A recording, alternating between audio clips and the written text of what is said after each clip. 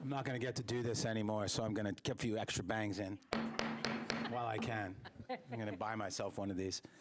All right, good evening and welcome to the December 3rd meeting of the Orange County Board of Commissioners here at the Whitted meeting facility in beautiful bucolic Hillsborough.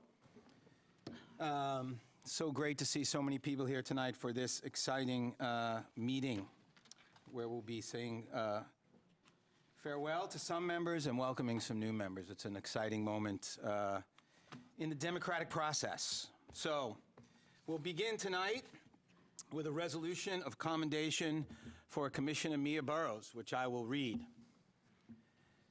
Whereas the residents of Orange County elected Mia Burrows to the Board of County Commissioners in 2014, and whereas Mia Burrows has served the residents of Orange County, regardless of geographic location, faithfully and with honor, integrity, and distinction for the past 4 years, and whereas Commissioner Burrows has always been mindful of the interests and concerns of Orange County residents and has brought new and innovative ideas to the Board of Commissioners while continually encouraging the board and the staff to think outside the box. And whereas during her tenure as an Orange County Commissioner, Mia Burrows has shared her talent for leadership and public service through her work on numerous boards and commissions, including serving as the Commissioner Liaison Member to the Orange County Board of Health, the Orange County Partnership for Young Children, the Partnership to End Homelessness, and the Family Success Alliance. Now, therefore, be it resolved that the Orange County Board of Commissioners officially commends Mia Burrows for her hard work, dedication, and exemplary service to the people of Orange County and wishes her and her family the very best in their future endeavors. Be it further resolved that this resolution be presented to Mia Burrows and that the resolution be spread upon the minutes of this meeting. I move the resolution. Second. The resolution has been moved and seconded. All those in favor say aye. Aye. Aye. Those opposed? That passes unanimously. I will now spread this upon the meeting.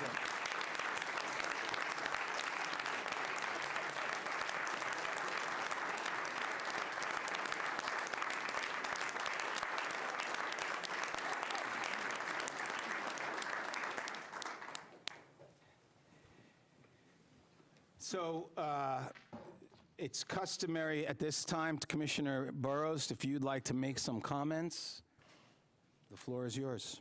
I am so very tempted to stay in form and say no comments tonight, but I won't. So I really do have just two brief things I would like to say. First of all, you don't get to be up here and to do this unless the voters support you.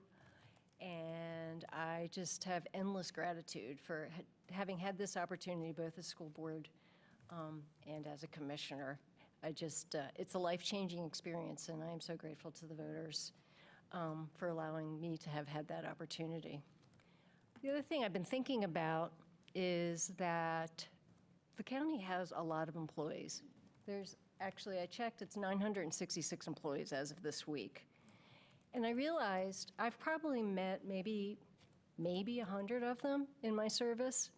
And so I just was really reflecting upon that the county has a lot of unsung heroes. These are the people who make us look good, who serve the people of the county very, very well. And so I hope for those of you who are department heads who are here tonight, I really hope that you will pass on my thanks to the staff all throughout your departments who do the work and don't get the recognition that we do. So thank you.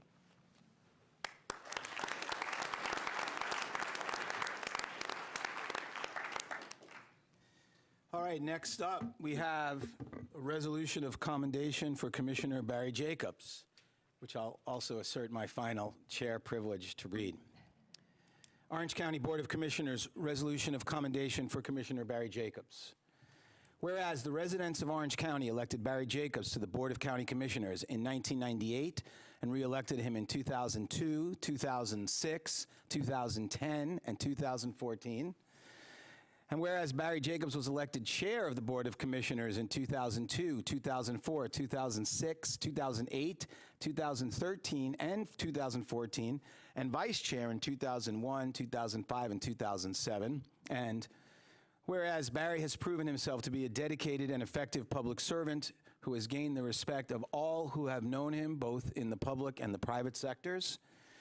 And whereas Barry has taken a special interest in affordable housing, local agriculture, environmental protection, recycling and solid waste, education, economic development, land use, governmental efficiency, parks and recreation, libraries, social justice, and public access to decision-making.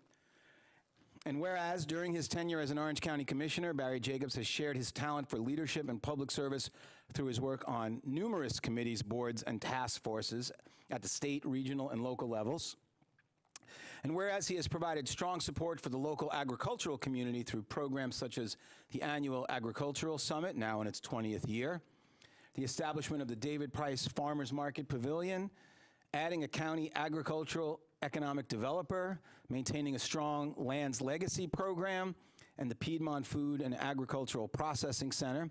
And whereas Barry has encouraged improving communication and dialogue with governing partners, including the North Carolina Department of Transportation, the Triangle J Council of Governments, the Triangle Area Rural Planning Organization, and the towns of Chapel Hill, Carrboro, Hillsborough, and Mebane.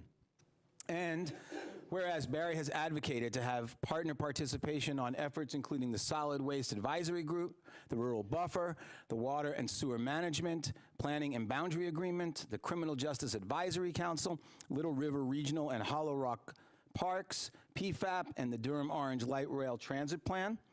And whereas the Orange County Board of Commissioners desire, on behalf of county officials and employees and the residents of Orange County, to express their deep appreciation and gratitude for the services rendered by Commissioner Jacobs to the county over the past 20 years. Now, therefore, be it resolved, the Orange County Board of Commissioners offers Barry our very best wishes for success, happiness, prosperity, and good health in his future endeavors. We're not sprinkling his? His is not being sprinkled, apparently. It wasn't sprinkled, it was spread. It was spread. Move the resolution. Okay, resolution has been moved and seconded. All those in favor? Aye. That motion passes unanimously.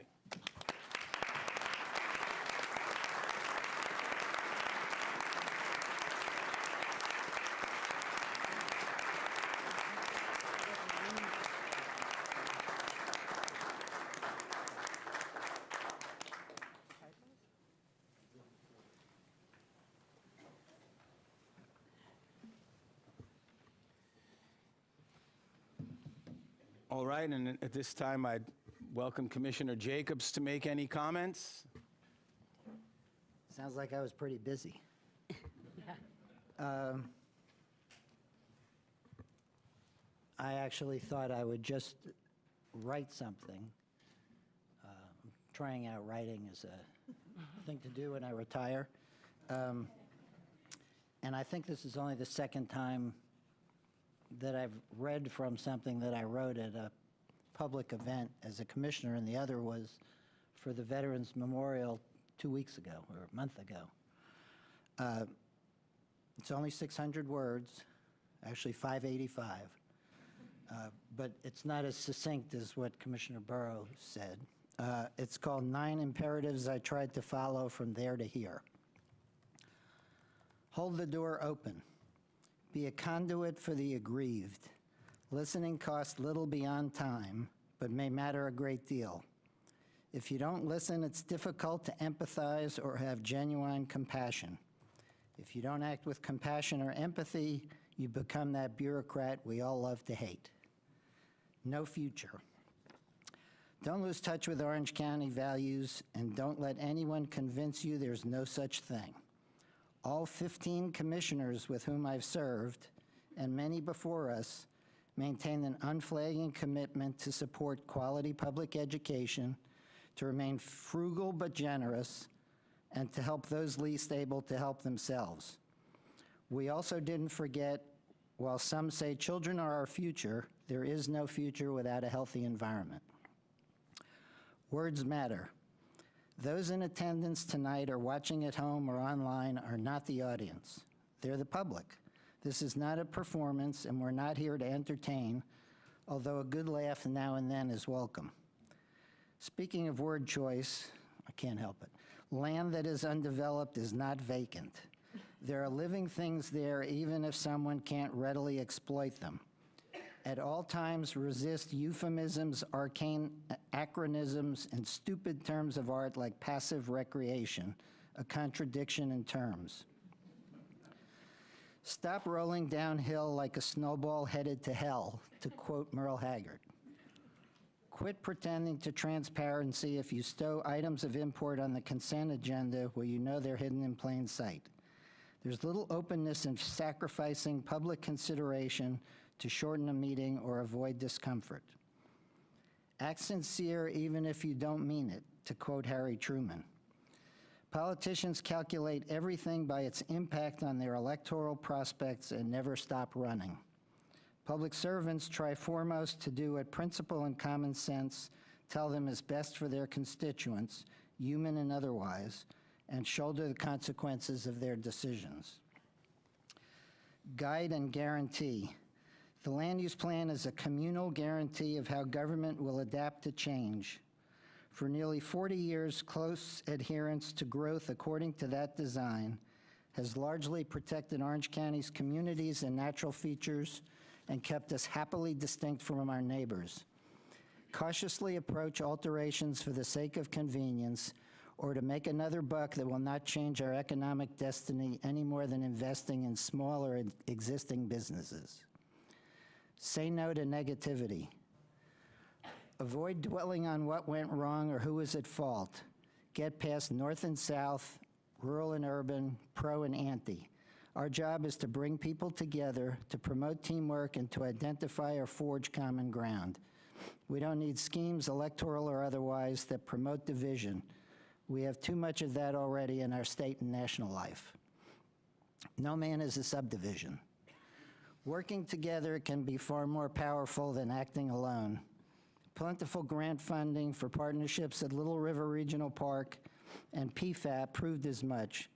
Don't skimp on reaching out regularly to residents or across jurisdictional boundaries to discuss policy with other elected officials. You get free snacks at the meeting, too. Remember to enjoy what you're doing. Learn to lose gracefully and move on. Appreciate being a part of a team that encompasses the county's dedicated staff and volunteers. Embrace public service, even when the hours, the mental and emotional demands, the grading of colleagues' and personalities and agendas, the objectionable decisions, the thwarted initiatives, the insoluble dilemmas, the dictates from on high threaten to overwhelm.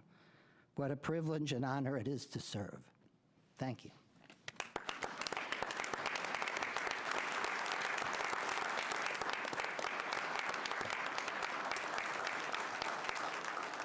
So before we excuse our colleagues, I'd like to give the commissioners a chance to make any comments for Barry and Mia that they'd like, and then we'll move on forward.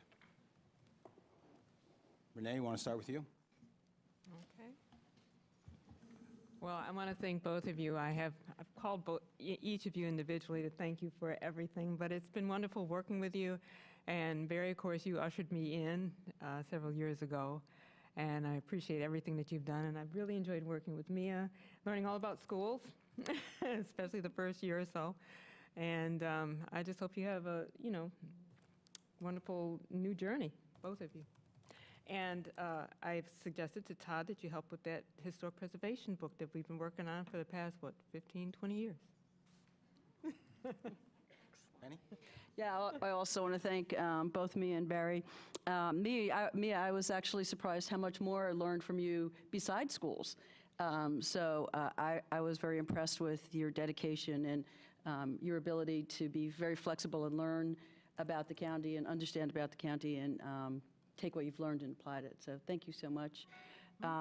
Barry, it's going to be a little bit weird without you here. I don't know. We're going to have to find someone with historical knowledge. Earl might have to step up to the plate. I'm not sure, but we'll see how that works. But I wanted to also thank you. You were the chair when I came in, and you really did help mentor. I think some of your favorite comments were, you can use your old boards as experience, but this is the board you're on now. which was always a welcoming conversation. So I appreciate you. I have your cell phone number, so you can expect those calls early in the morning still. Mia, for you, it's been a pleasure to serve with you. I've watched you grow into the position, and I've admired the tracks that you've taken and your approach to it. And I am going to truly miss you being on this board. Barry, regardless of whether we have agreed on everything or we've not agreed on everything, I have learned a lot from you. You proved a mentor to me in a lot of ways, so I'm going to miss you also. I'm going to miss our discussions, and I wish you the best. Well, I'm going to miss the breakup of my first team. I welcome the new configuration, but a few months ago, it just struck me that we'd worked together for, in my case, 2 years, and it's been a great experience as the newest board member to get to watch how you each approach the issues, and the job was very useful and educational to me, and really enjoyed working with you, Mia. You're so unflappable and just even-keeled and reasonable on the issues. And Barry, of course, bringing so much knowledge on a wide variety of issues really opened my eyes to a lot of the nuances of the issues that I never would have understood without you here. I'll miss you here, and good luck. Thanks. I noticed you didn't say even keel about me. And I'll just echo everyone's comments and say, Mia, it's certainly been a pleasure getting to work with you. I think it's been exciting seeing how you've grown as a commissioner in just 4 years. I'm not sure I feel like I was just getting the hang of it by then, but I've appreciated the grace and the thoughtfulness and the openness that you've brought to the positions. I think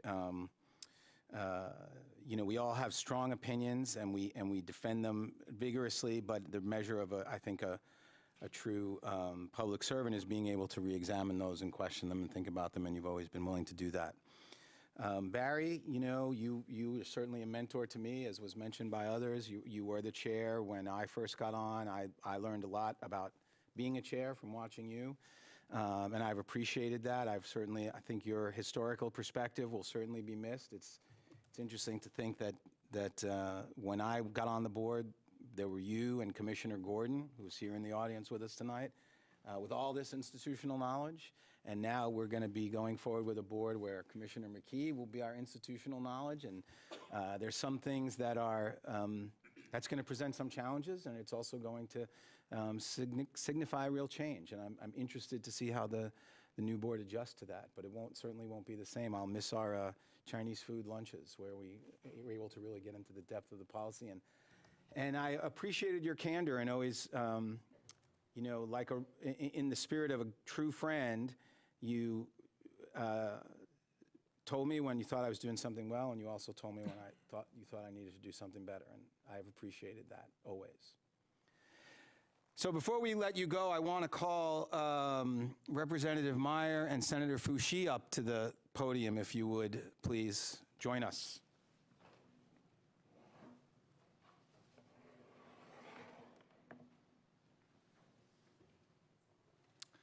Mr. Chairman, thank you for making special time on the agenda for us tonight, and thank you to Madam Clerk for helping to arrange all of the details that have gone into this.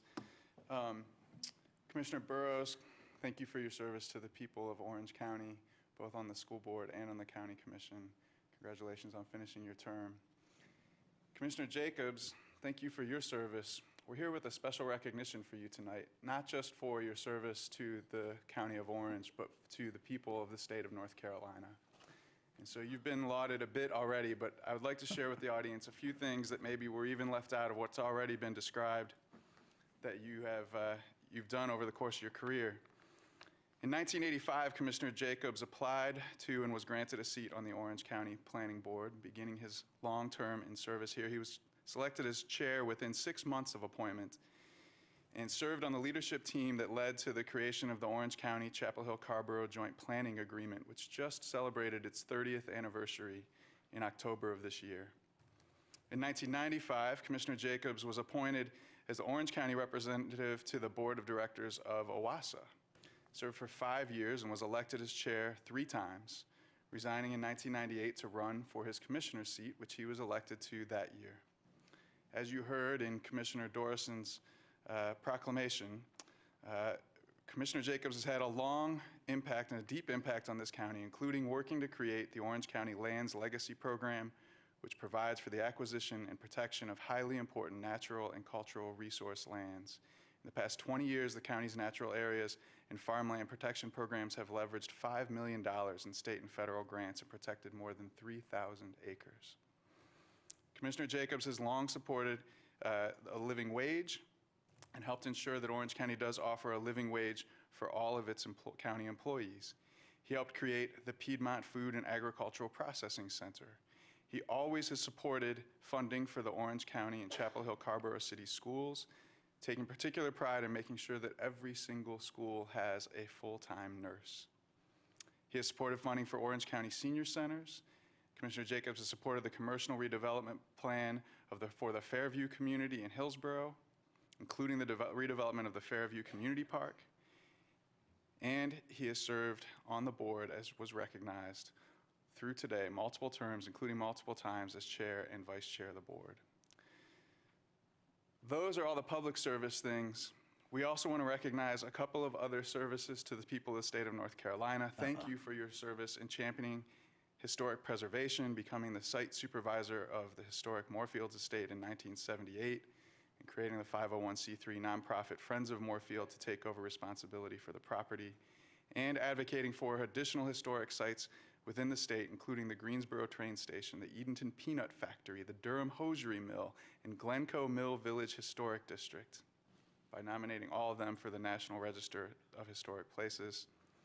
And we would be remiss if we did not thank you for your service to all of us through your role as a freelance writer, authoring 5 books, hundreds of articles on sports, history, and the environment for newspapers, magazines, and the internet, writing multiple copies of the Fan's Guide to ACC Basketball, and continuing through today as a weekly sports columnist for the Raleigh News and Observer, fostering one of our many favorite things about North Carolina, basketball rivalry. I apologize for my voice, but first let me just thank Mia for your service and your friendship and your willingness to give of yourself away from your family. So for Commissioner Jacobs, when I came to the board, I think it's fair to say that I had some reservations about being received on that board at that time. I think most folk remember what was happening during that time when we had a conversation about merger. But I will say that Commissioner Jacobs took me in, and without believing everything that he had heard about me, taking the time to have a conversation with me and understanding the importance of us learning each other if indeed we were going to be colleagues on a board. I thank you for that opportunity. So many times people assume that they know you and never get a chance to do so. I had the opportunity to serve as vice chair with you for 2 years. And during that time, we spent a lot of time talking about Orange County. We spent a lot of time talking about Orange County's future. We spent a lot of time talking about how we would relate to our colleagues and with our colleagues, even though there were only 5 of us at that time. You helped Commissioner Carey and I move forward to adding 2 members to this board. Many people don't recall that this was not always a 7-member board. But you took on a decision that you really didn't care for at the beginning and realized that it may just be what was best for Orange County.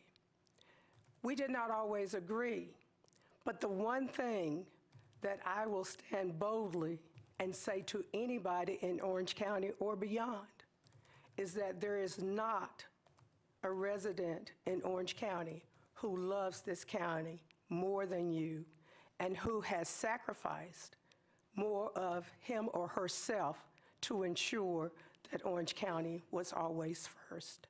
And for that, I thank you. Commissioner Jacobs, on behalf of the state of North Carolina and Governor Roy Cooper, we are proud to present you with the Order of the Longleaf Pine.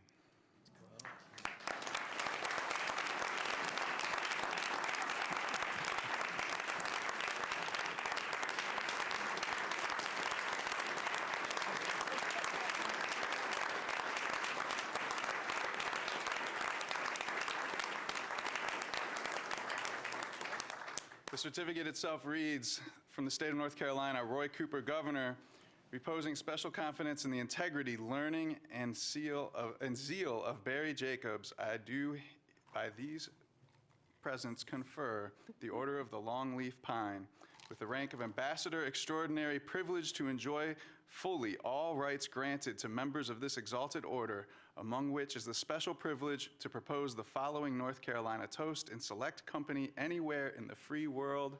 Senator Foushee, would you lead us in the toast? Here's to the land of the longleaf pine, the summer land where the sun doth shine, where the wheat grows strong and the strong grow great. Here's to down home, the old North State.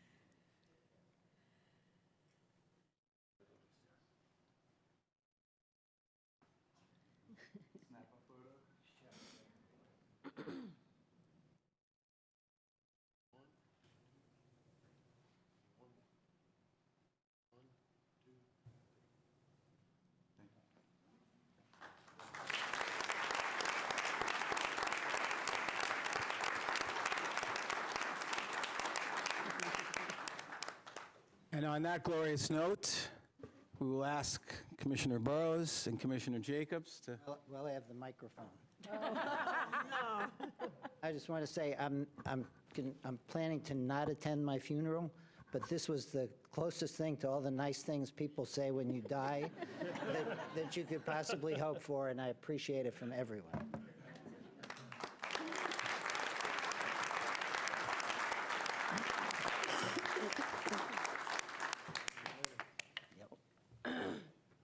All right, at this time, we're going to administer the oaths for our newly elected board members. So first, we'll have Senator Valerie Foushee is going to administer the oath to Commissioner McKee.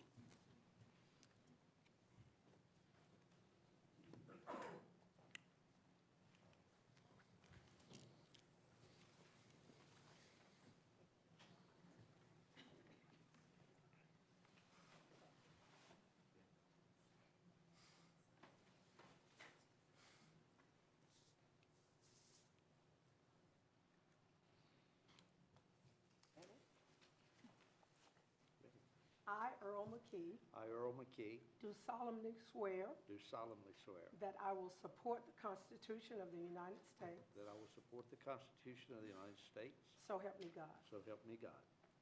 I, Earl McKee, I, Earl McKee, solemnly and sincerely swear solemnly and sincerely swear that I will be faithful that I will be faithful and bear true allegiance and bear true allegiance to the state of North to Carolina the state of North Carolina and to the constitutional powers and to the constitutional powers and authorities and authority which may which may be established be established for the government thereof, for the government thereof, and that I will endeavor to support, and that I will endeavor to support, maintain, and defend maintain, and defend the Constitution of said state, the Constitution of said state, not inconsistent with the Constitution of the United States, not inconsistent with the Constitution of the United States, to the best of my knowledge to the best of my knowledge and and ability, ability, So help me So God. help me God.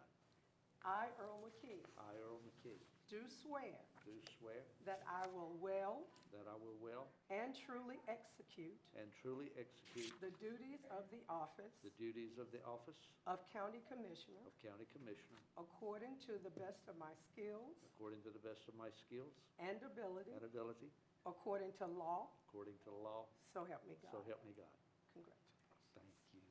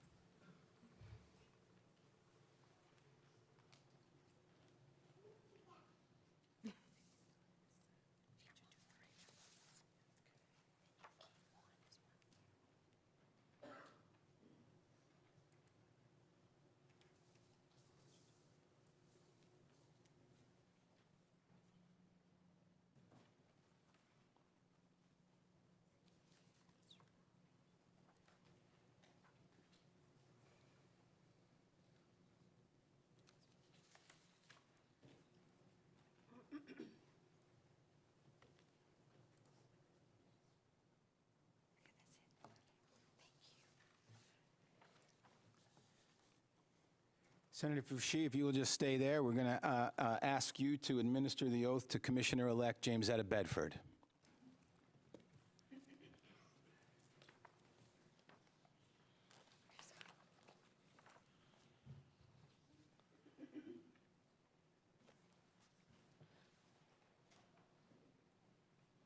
I, Jamesetta Bedford, I, Jamesetta Bedford, do solemnly swear do solemnly swear that I will support the Constitution that I will support the Constitution of the United States, of the United States, so help me God. so help me God. I, Jamesetta Bedford, I, Jamesetta Bedford, do solemnly and sincerely swear do solemnly and sincerely swear that I will be faithful that I will be faithful and bear true allegiance and bear true allegiance to the state of North Carolina to the state of North Carolina and to the constitutional powers and to the constitutional powers and authorities and authorities which are or may be established which are or may be established for the government thereof, for the government thereof, and that I will endeavor and that I will endeavor to support, support, maintain, and defend maintain, and defend the Constitution of said state, the Constitution of said state, not inconsistent not inconsistent with the Constitution with the Constitution of the United States, of the United States, to the best of my knowledge to the best of my knowledge and ability, and ability, so help me God. so help me God. I, Jamesetta Bedford, I, Jamesetta Bedford, do swear do swear that I will well that I will well and truly execute and truly execute the duties of the office the duties of the office of County Commissioner of County Commissioner according to the best of my skills according to the best of my skills and ability, and ability, according to law, according to law, so help me God. so help me God.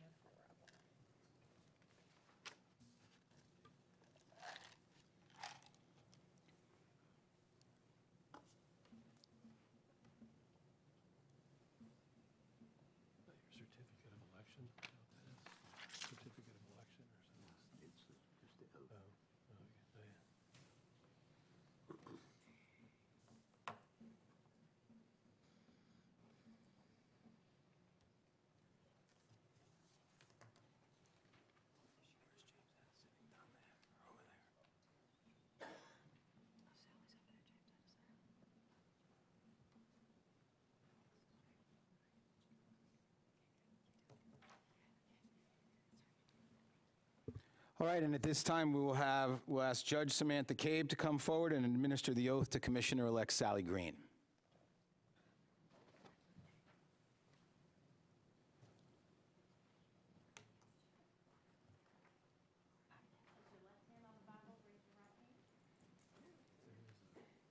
I, Sally Green, do solemnly swear that I will support Do solemnly swear that I will support the Constitution of the United States, so help me God.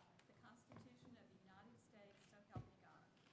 I, Sally Green, I, Sally Green, do solemnly and sincerely swear do solemnly and sincerely swear that I will be faithful and bear true allegiance that I will be faithful and bear true allegiance to the state of North Carolina to the state of North Carolina and to the constitutional powers and authorities and to the constitutional powers and authorities which are or may be established which are or may be established for the government thereof. for the government thereof. And I, Sally Green, I, Sally Green, will endeavor to support, maintain, and defend will endeavor to support, maintain, and defend the Constitution of said state, the Constitution of said state, not inconsistent with the Constitution of the United States, not inconsistent with the Constitution of the United States, to the best of my knowledge and ability, to the best of my knowledge and ability, so help me God. so help me God.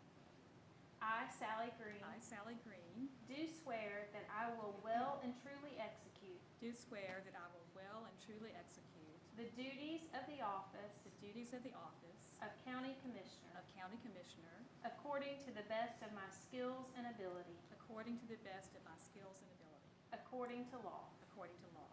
so help me God. So help me God. Congratulations. Thank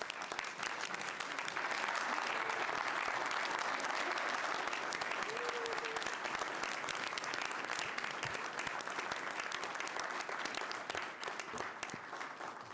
Sign those papers. Got to sign the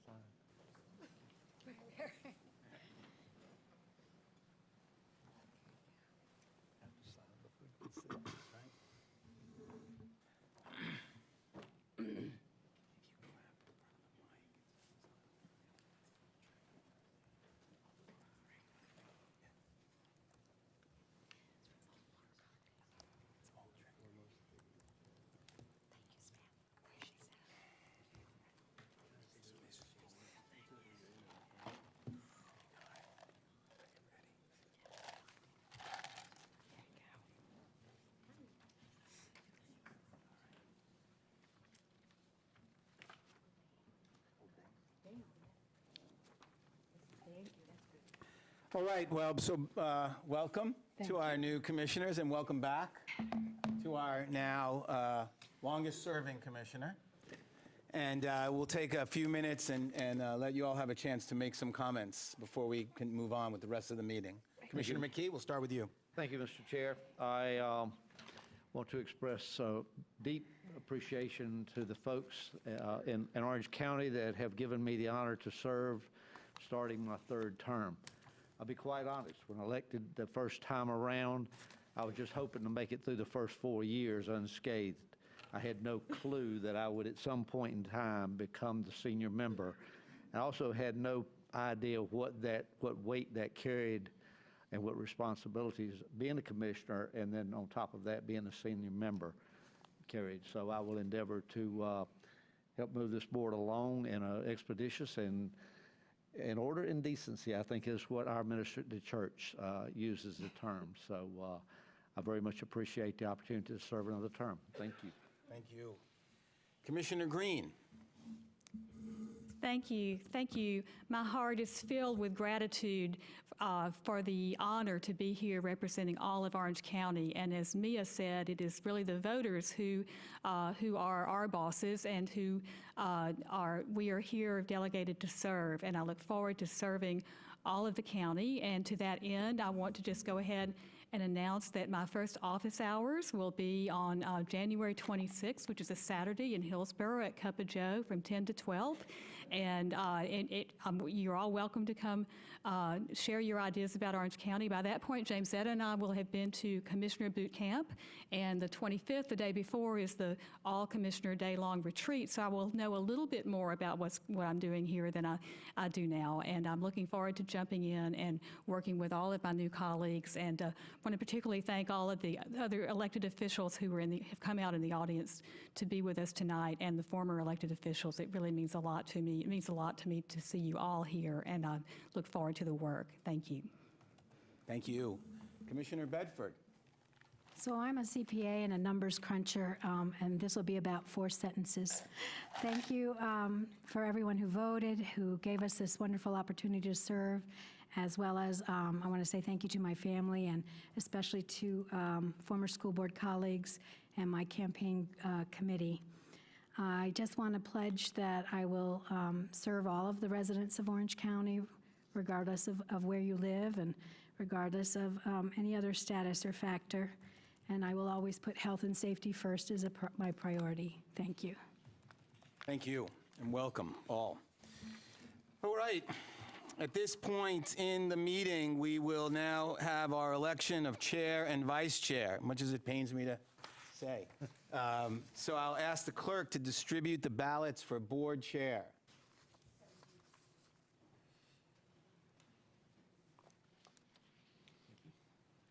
And just so you know, you need to fill out your ballot and sign it.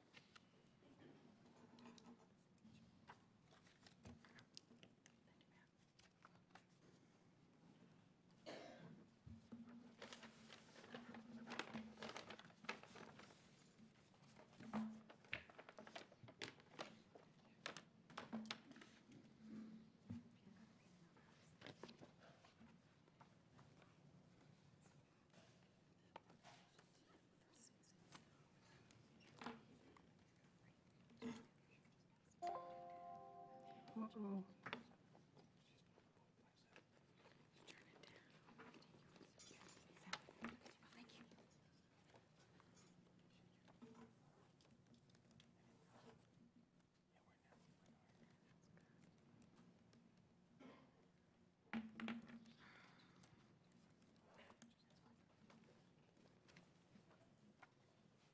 Did you want this folder?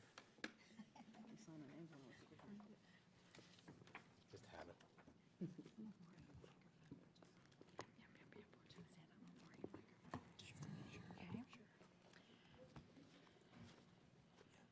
Okay. For board chair, Penny Rich, signed by James Etta Bedford. Penny Rich, signed by Mark McCopless. Penny Rich, signed by Earl McKee. Penny Rich, signed by Mark Dorson. Penny Rich, signed by Penny Rich. Penny Rich, signed by Sally Green. And Penny Rich, signed by Renee Price. Your new chair is...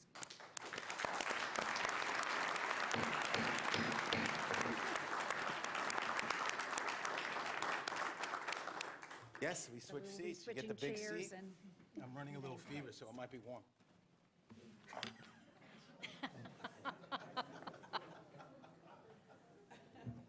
Never a dull moment.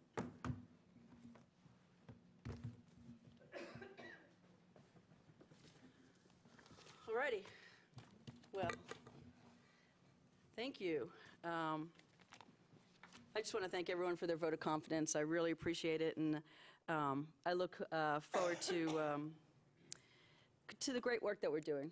We really do work hard, and we try to keep folks safe and healthy and work towards creating a great opportunity for everyone to grow in the Orange County and North Carolina the way they want. So let's keep up the good work. And I just really want to appreciate Mark Dorson, the outgoing chair. I learned a lot from him. I was his vice chair for 2 years, and we hung out a lot and spoke together and went through thick and thin. It's been some shaky times these past 2 years, but we got through it. So I thank you.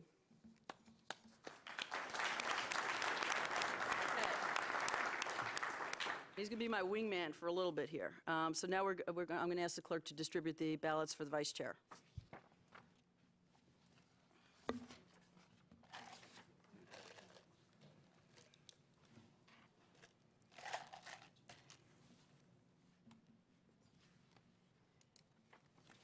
too. Ooh, can we stuff the ballot?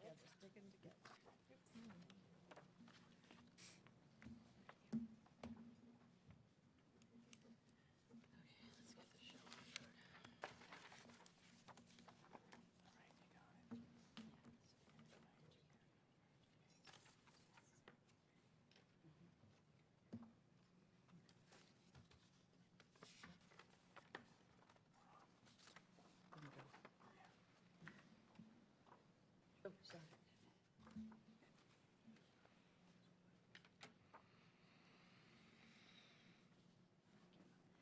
Okay, for Board Vice Chair, Renee Price, signed by Janetta Bedford. Renee Price, signed by Mark McCopless. Renee Price, signed by Earl McKee. Renee Price, signed by Penny Rich. Renee Price, signed by Mark Dorson. Renee Price, signed by Sally Green. And Renee Price, signed by Renee Price. Your new Vice Chair, Renee Price.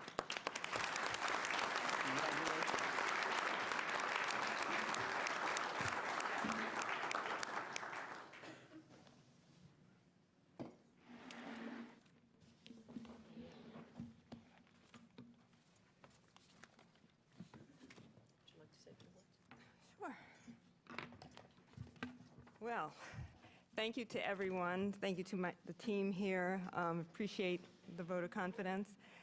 And also to the voters as well, to the Orange County community. You've been there all along. And I think some of you have been waiting a little anxiously, more so than I. But, we're here today. It's a wonderful time. And I expect you to, I realize I have a few more responsibilities now, but I still, want to hear from you, your input, and hold me accountable. And I'm just looking forward to working with this great team. That's it. Great, thank you. At this point, we do, at the meeting, we vote for our delegates to the two associations that are with the county. One of them is North Carolina, and one of them is the national. And yes, those of you that want to sneak out, please feel free. Let's start with the NCACC, and do I have any volunteers or nominations for that liaison? Commissioner Price. I'll nominate Mark Dorson. I have Mark Dorson. Any other? Do I have a second? I'll second. Okay, we have a second. All those in favor of Mark Dorson to be the 2019 NCACC delegate, say aye. Aye. All against? There you go. All right, Mark Dorson. Okay, let's do the NACO, which is NACO, and that is the National Committee, and I need a nomination or a volunteer. I'll volunteer if no one wants it. Commissioner Price is volunteering. Do I have a second on that? Second. Second by Commissioner McKee. All those in favor, say aye. Aye. Okay, so we have Commissioner Price on the NACO again. And thank you, Commissioner Price, for your service before that and continued, and Commissioner Dorson. Okay, so we're going to move right into our agenda. And do I hear any additions or changes to the agenda? Commissioner Price. Yeah. Oh, okay. Yes, I would like to ask staff if we could have an update on the light rail. There's been a lot happening in the past couple of weeks. I know nothing decisive, but just if we could have an update somewhere under discussion. Ms. Manager, I don't think we have anything prepared for that. I know you I'm not don't. quite sure what the discussion would be. Well, just if there's anything, if you know anything, if we don't, we don't. But I'm getting emails and people stopping me, asking me. So I was just wondering if there's anything with regards to the time. We're getting into the discussion now. To the timeline, with Duke and with the. If there is anything, I'll bring it up under my report. Okay. So I'll work with staff between now and my report. Okay. Thank you. And then the other, I was going to ask if we could move the appointments up because Kate Penhagen is in the audience. Sometimes we do that. Okay. And that would be number 11. And where would you like to move that? To the where do we- regular agenda, number 6, which we have nothing under right now, or do you want to move it Yes. further up? No, Number 6? Okay, so all those in favor of moving that appointment from 11 to number 6? Aye. Aye? Good. Why don't we move it to number 5, if the idea is to help our staff get out of here earlier? And Okay, why don't we move it up that's fine. That's a after, public, that's in the public hearing section, Commissioner Dorson? Well, yeah, it could either be 4E or 5A, whichever you prefer. Sure. Everybody's okay with that? Yeah. Great. Okay, Katie Murray, can you please help us with our arts moment? Hello and welcome. As a child, Emily Bueller wanted to be an artist, but she ended up studying chemistry. She attended graduate school at UNC, then became a bread baker at Weaver Street Market, where she quickly noticed how much chemistry is involved in making bread. Teaching bread class for the Arts Center, where students responded enthusiastically to discussions of science, inspired Emily to write Bread Science, a book about the science and craft of baking, written in understandable language. She realized her childhood inklings had been correct, and she was meant to be a writer.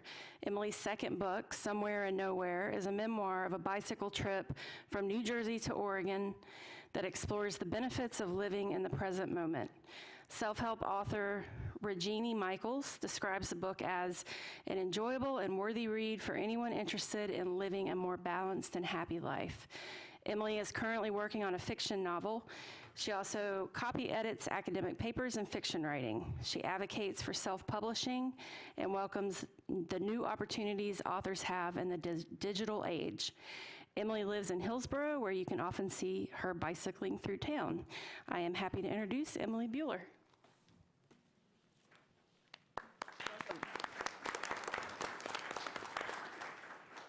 Well, good evening. I'm going to read a short scene from my bicycle memoir.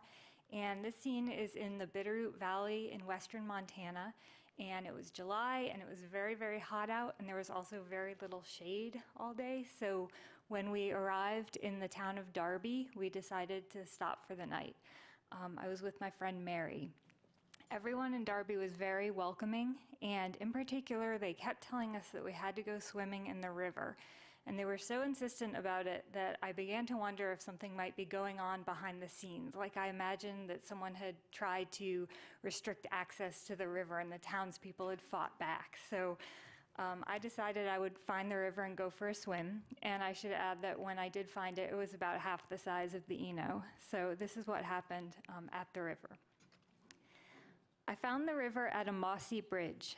Below, the 10-foot wide water tumbled across a rocky bed. Bushes and trees hung over. Paths to the water were worn in the grass on both sides. As I rummaged in my bags, 2 grade school boys rode up on dirt bikes with inner tubes hanging across their bare shoulders. They dropped their bikes to the ground at a corner of the bridge. I smiled and said hello. "Is that hard to bike with?" one asked, eyeing my load. "Yeah, it's pretty heavy. I go really slow." "Where are you going?" The question struck me. Most people asked, "Where are you from?" "The Pacific Ocean. We started in New Jersey." He didn't respond, so just to make conversation, I asked, "Am I allowed to go in the river here?"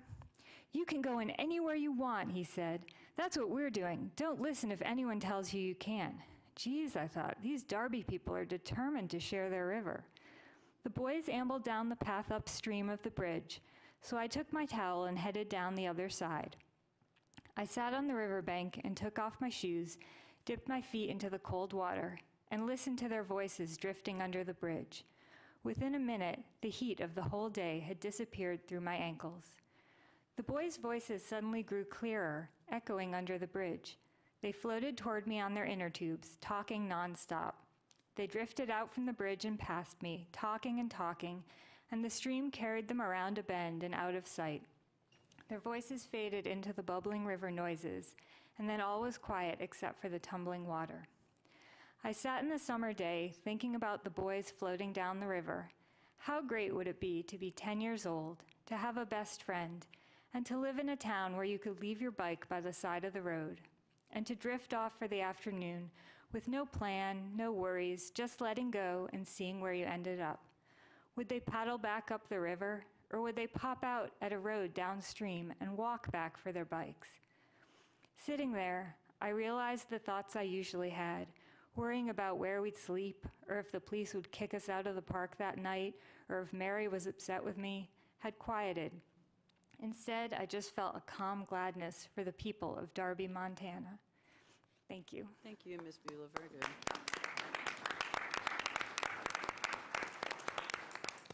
And for the new commissioners, I know you know this, but we try to do an arts moment before every meeting, and not the work sessions, but business meeting. Kind of lightens up things, and we get jump right in. So we're going to move on to number 2, public comment.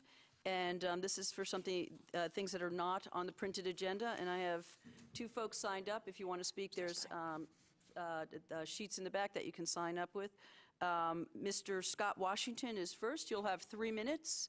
And when the light turns amber, you'll have 30 seconds, and then it'll turn red, and we would like you to tie it up as soon as possible.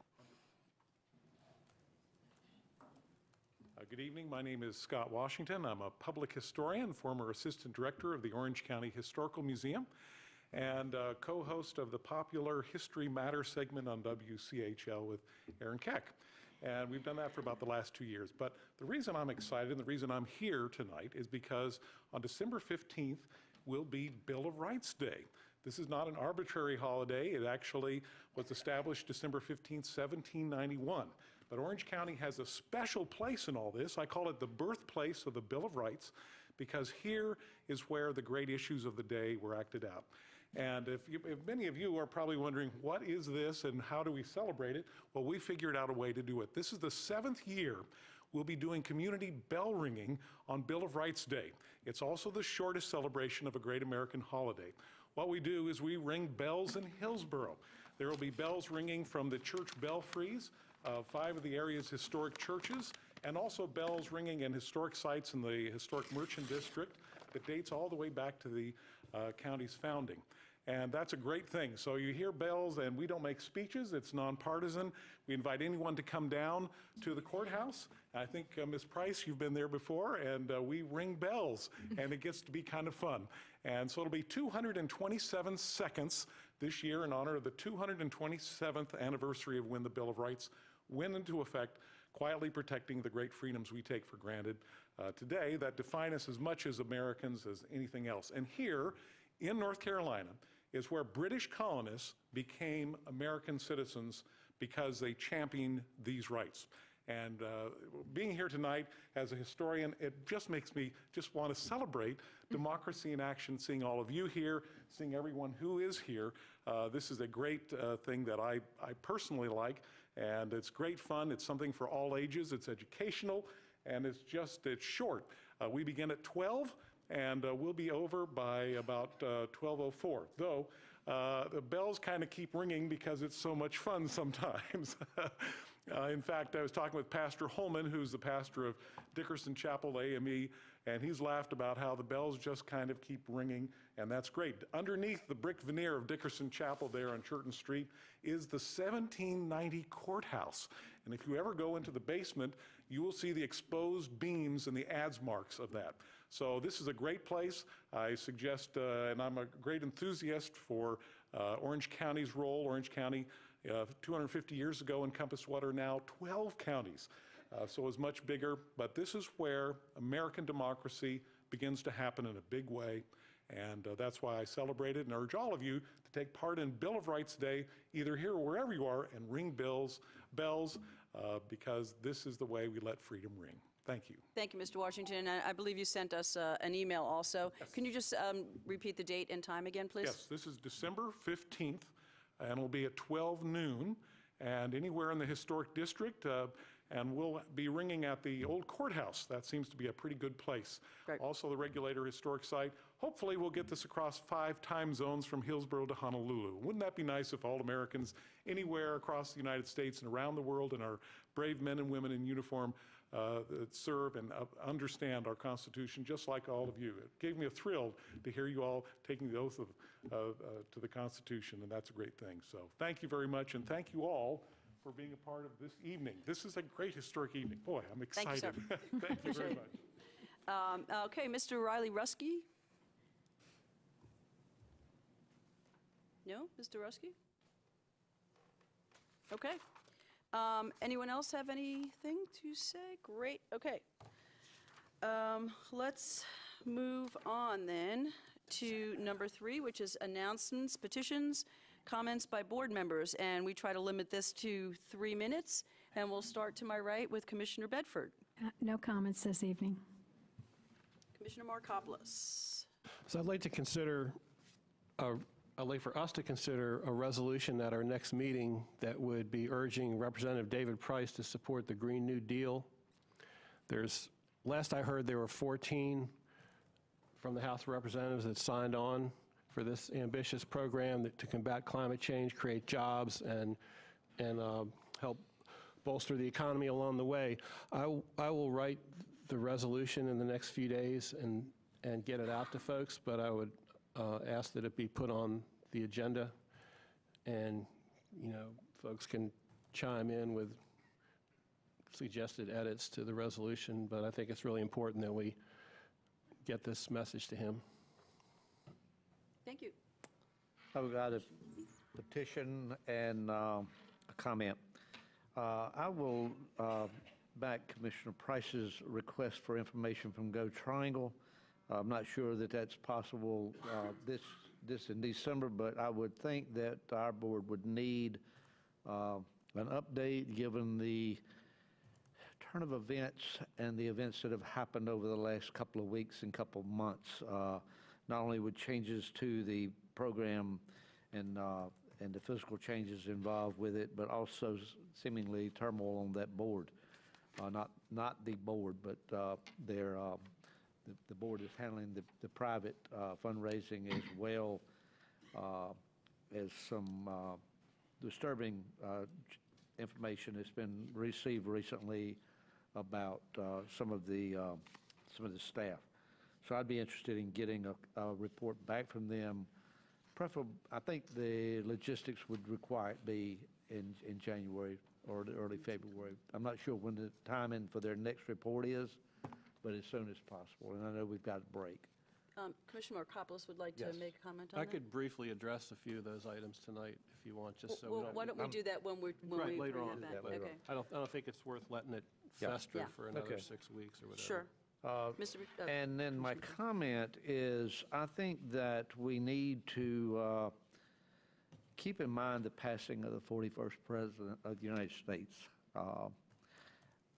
George H.W. Bush, regardless of your politics, regardless of what you thought of his decisions, considering the political climate that exists today and considering the political leadership that we've got it going on in some quarters, I think he stands out as a shining example of being a gentlemanly leader. Thank you, Commissioner McKee. Commissioner Price? Yes, 3 things. One, I just want to say that the annual Ag Summit will be on Monday, February 11th at Cedar Grove Community Center. And farmers, we're still in the planning stage, so farmers are invited to participate in the, if you have any ideas for the summit, you can contact Tyrone Fisher. Other than that, just look forward to getting the registration when it's on the website to participate.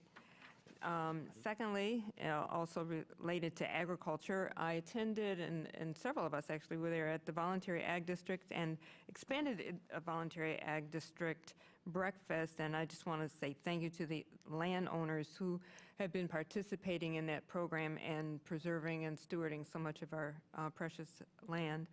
I also want to say thank you to the planners and the organizers because it really was a nice program. And it's just another shout out to Gail Hughes for all of the work that she has done to bring all of this land into conservation. And then finally, let's see. Oh, I just wanted to say to staff that the information about I-40, I didn't see anything on the website, and I know people are still wondering. I know that the meeting has been postponed to no definite time next year, but that whole thing, if we could get something on the website. We'll get some more information. Unless I missed it. Yeah. Okay. Commissioner Dorson? Thank you. Today it was announced by the UNC Board of Trustees that they're proposing spending $5.3 million to build a building on campus to create a historical something that's going to house the Silent Sam statue, and also they're going to spend $800,000 a year to operate it, and also $2 million a year for a SWAT team. I would like to petition the chair or the board to send a letter. This board's already passed resolutions about this issue. I'd like to petition that we send a letter opposing that, opposing the restoration of that monument on campus and the exorbitant expense of public funds on creating what sounds like it's going to be a temple of white supremacy. So I'd like to see if we could get that letter out as quickly as possible. Commissioner Green. Thank you. I'd just like to remind everybody that this Saturday is the Chapel Hill Carver Holiday Parade at 10 a.m. I understand, who's representing the commission or the county there? You, Renee? Oh, okay. All right. So y'all come out. There's room on the truck if you want to ride. Yeah, we got room. We got room. So I just want to mention a few things. I also attended the VAD breakfast, and big thanks to Gail. It was a big success, and she'll come up and talk to us a little bit about it. I think it's the third one, and it's just so enjoyable to have breakfast with farmers and sit down and break bread and just talk. A few of the farmers did come up to me and thank Orange County for the Food Council and the actions and the work that the Food Council is doing, and we had a really good presentation from one of our farmers, Ken Larson, about the Food Council. So thank you, Gail, for allowing us to have that stage.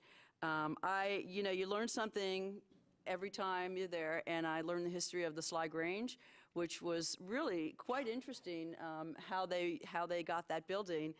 It was a contest in a Sears and Roebuck's contest. So that history was just so fascinating, and the eggs were really good. So that was perfect. I just want to mention I went to the COG meeting last week, the TCOG Triangle J, and they're doing something this year where they asked the region to put some challenges in, and they were going to pick on one challenge that they were going to work on throughout the year.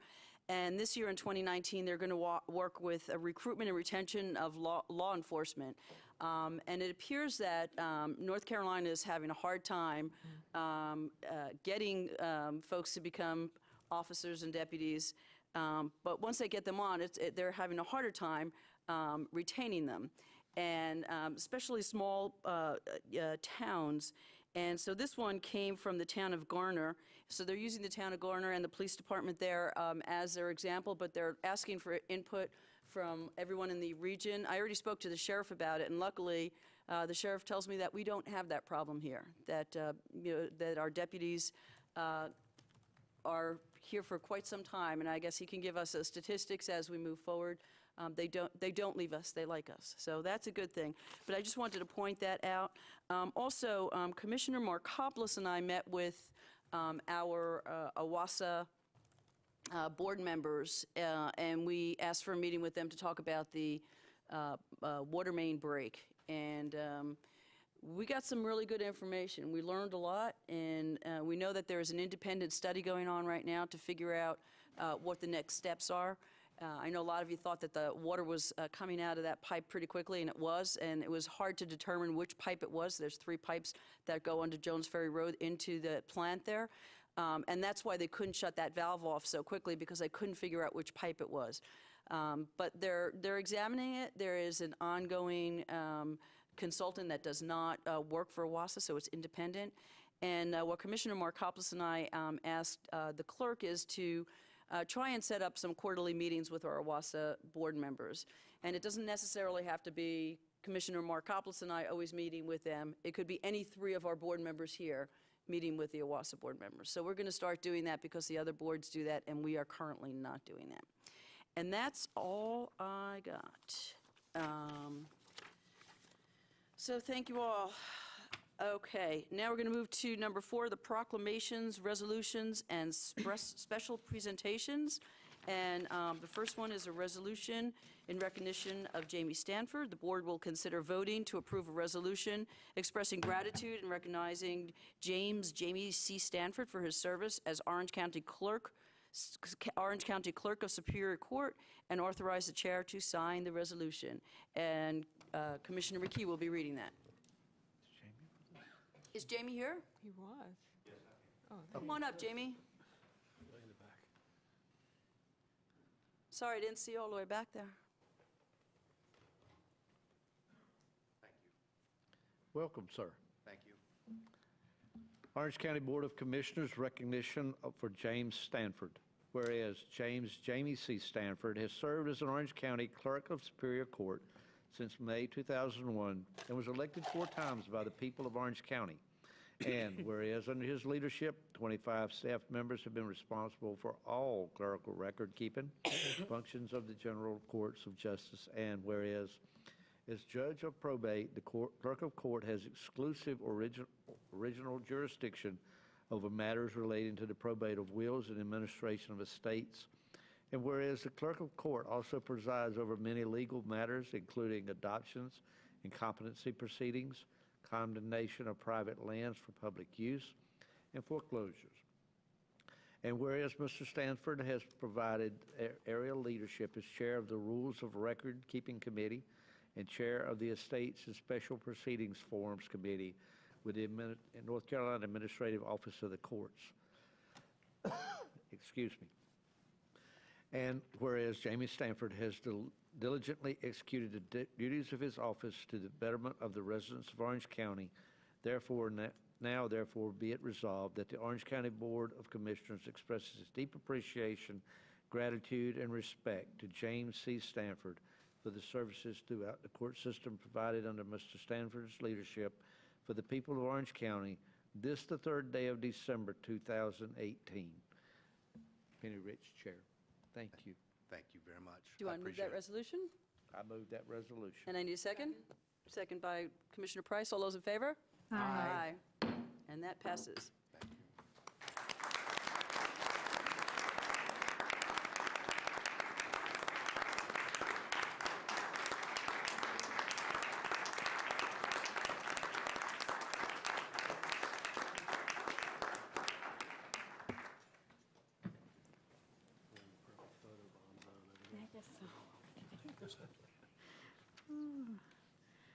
Okay, B on our list is the resolution in recognition for Linda Foxworth, and I'm going to ask Commissioner Bedford to read that.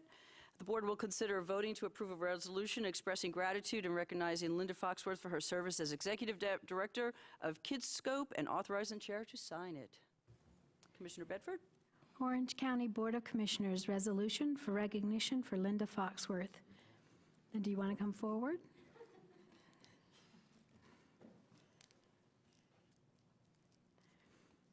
Welcome, Ms. Foxworth. Whereas Linda Foxworth, Director of KidScope, which launched on April 6, 1988, will be retiring after 30 years of leading the organization. And whereas, under the leadership of Linda Foxworth, in 1999, KidScope expanded to include the Children's Learning Center, a developmental day center, and parent and child, an infant-toddler program in Hillsborough. And whereas, with statewide reform in mental health delivery, KidScope moved in 2005 under the umbrella of Chapel Hill Training Outreach Project. And whereas, adapting to gaps in service and partnering with Orange County Early Head Start, Ms. Foxworth and her staff created a new developmental day center, the KidScope Early Learning Center, dedicated to a diverse, multicultural early childhood education, officially opening on October 8, 2015. And whereas through the years, Ms. Foxworth has served on numerous local and statewide committees and task force, including serving as president of the North Carolina Association of Directors on Developmental Day Centers. And whereas Ms. Foxworth was one of the founding members of Child Care Service Association and served on the board of directors from 1980 until 2005. Now, therefore, be it resolved that the Orange County Board of Commissioners expresses its deep appreciation, gratitude, and respect to Linda Foxworth for the services provided to children and families under Ms. Foxworth's leadership for the people of Orange County, this the 3rd day of December 2018, Penny Rich, Chair. And I would like to move the resolution. And we need a second? Second. Second by Commissioner Green. All those in favor? Aye. Aye. And that passes. Thank you.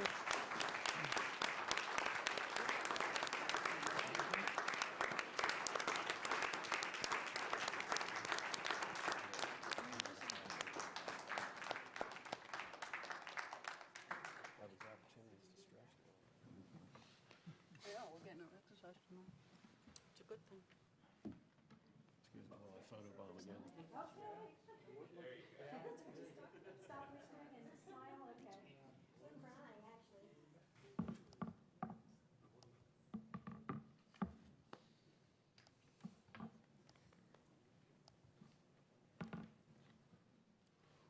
Thank you so much. And then we're going to move into C, resolution in recognition of Susan Levy, I'm sorry. I know, Levy. Come on up, Susan. The board will consider voting to approve a resolution expressing gratitude and recognizing Susan Levy for her service to the people of Orange County as Executive Director of Habitat for Humanity of Orange County, and authorize the chair to sign that resolution. Sally, Commissioner Green, I'm sorry, will be reading that. Thank you. It is an unexpected and a delightful honor that my first official act here at this dais be a resolution to you, Susan. Thank you. But I first want to say that one thing I love about this board is at the beginning, at the agenda cover sheet, there's a statement of whether there's any social justice impact to an action, and this says there's no Orange County social justice goal impacted here. I know Habitat is in good hands, but I've got to think there's going to be some negative impact to the fact that you're no longer leading the organization. Thank you.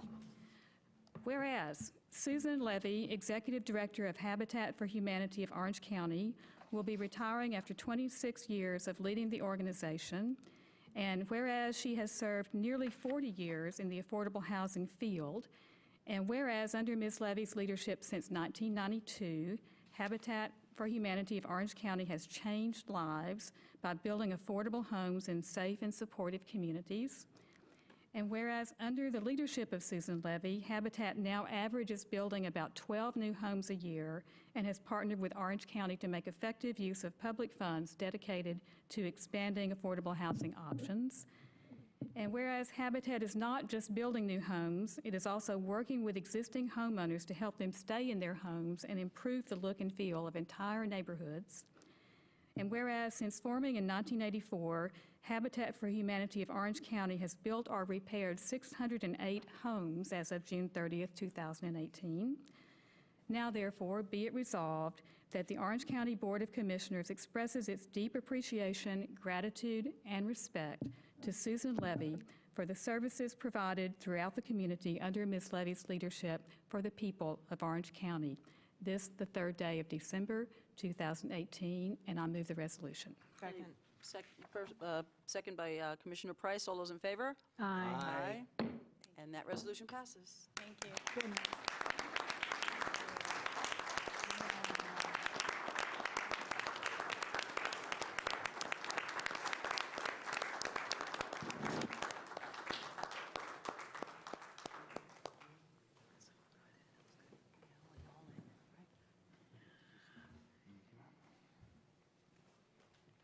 Thank you so much, Susan.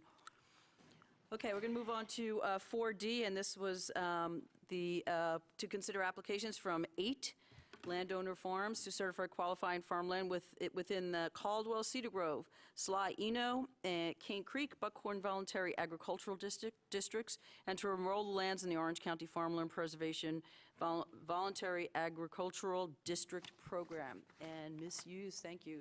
Thank you. And thank you. I want to say thanks to the county commissioners. Well, they're gone.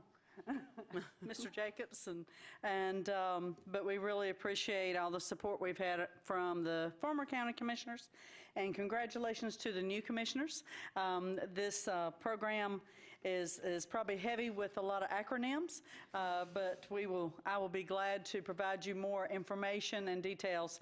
Just but very briefly, the program is a statewide program, and through the North Carolina Department of Agriculture for farmers for the right to farm. And we do have the local program here in Orange County, began in 1992. So we have a very good program with a lot of farmers that are interested in the voluntary agricultural program. We have an agricultural preservation board who is the first step to approving these applications, and then with staff making sure that they meet the criteria, and then the Agriculture Preservation Board then passes them, and then it comes to the county commissioners. So with that, I'll get started with our presentation. Just very quickly, and you have a program there in front of you also. There's two different categories, the voluntary agriculture program and the enhanced voluntary program. Both are 10-year commitments, but the enhanced is considered an irrevocable 10-year commitment, and it also has a few additional enhancements. And without reading everything, I'll just briefly regard that it's basically making the public much more aware of our vocational and agricultural program and the economics to the county. It includes an agricultural agreement that is signed by the farmer, and this is recorded at land records. Therefore, it gives notice to anyone that's searching for land in the area that they are within a half-mile radius of a farm. So they're not surprised by that, hopefully. So, and you'll see signs all around the county that says you're entering an agricultural district. So the farms tonight that have been approved, they have met all the criteria, and they have been approved by the Agricultural Preservation Board for enrollment and for your consideration. I'm going to start with the first is Bryant and Nancy Walker. They're in the Caldwell Agricultural District. There's 2 parcels of land. They're requesting to be included in the Voluntary Agriculture District, 72.25 acres. They raise livestock. They have pasture, hay crops, manage woodland. They are in the Century Farm Program, which is, again, through the Department of Agriculture, a program that recognizes farm families that have been in the same family ownership for over 100 years. And I know several of our farmers said they were going to try to make it tonight. I don't know whether some came and they couldn't find a parking place, but I don't think they're here with us tonight. So I actually see one farmer here tonight, but I had 4 or 5 that had planned to come, so I'll move on. The next is Charles Blaylock and his family in the Caldwell Agricultural District also, 1 parcel of land requesting to be enrolled in the Voluntary Agricultural District, 89.81 acres. They also have beef cattle, livestock, the pasture, hay crops, and also manage woodland. Our next is also in the Caldwell Agricultural District. They are requesting voluntary agricultural designation also, Walter and Tammy Havener. They have 30 acres and on 1 parcel of land. They have hay crops and manage woodland. Actually, the Haveners have only owned their land. They've owned their land less than 1 year. And so we have quite a range. We have landowners that's been in their family farm for 100 years and some that are brand new to Orange County ownership.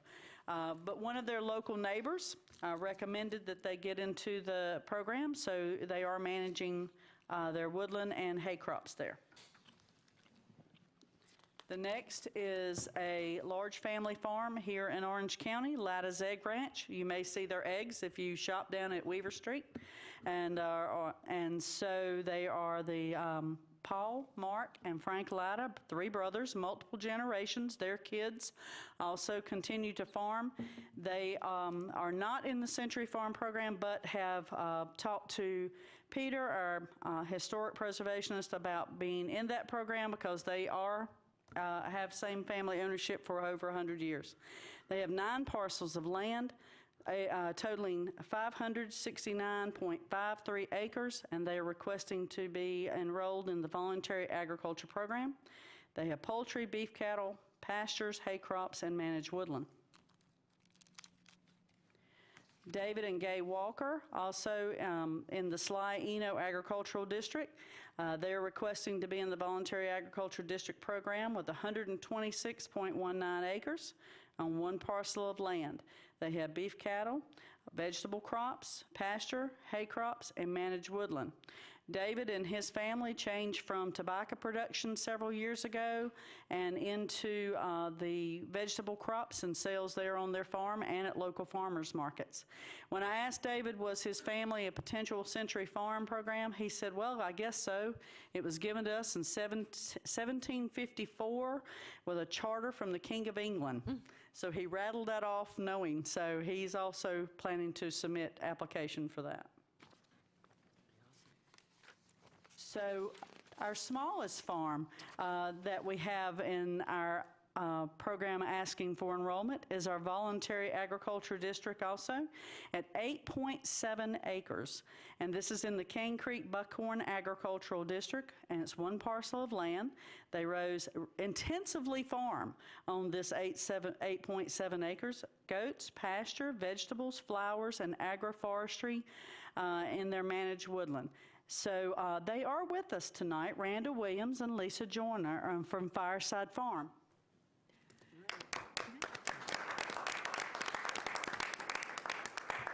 As I say, we range from very large farms, and several years ago, we did change our ordinance with approval from the county commissioners to allow our small farms into the program. So this is a great example of one of our smaller farms that would not have been able to get into the program if we hadn't changed our ordinance in 2015.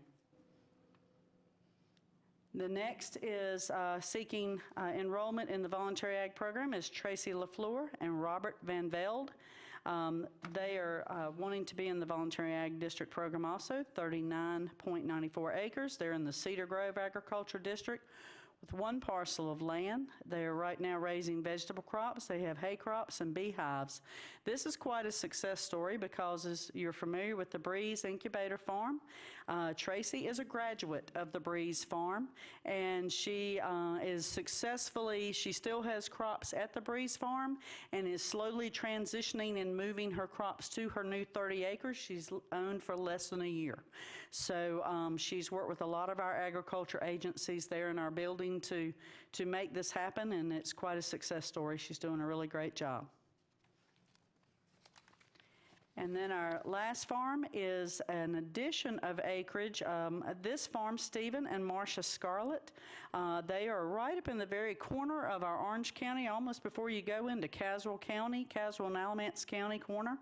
They already have land in their voluntary ag program, but they have acquired another parcel of land and through some family ownership changes, and that will increase that land now with the joining of some parcels of land will increase the program by 23.27 acres.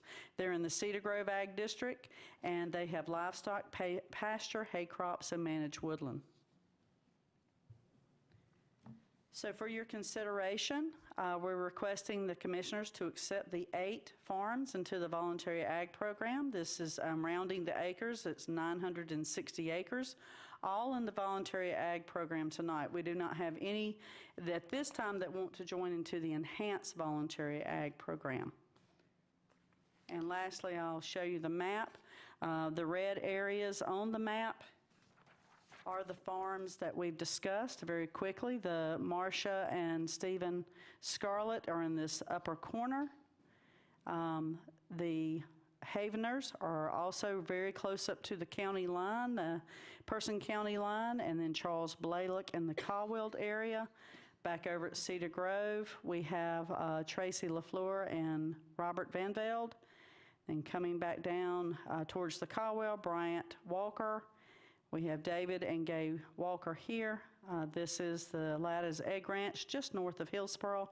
And not least, we have the very tiny farm, 8.7 acres right on the edge of Cane Creek Reservoir right down here in southern Orange County.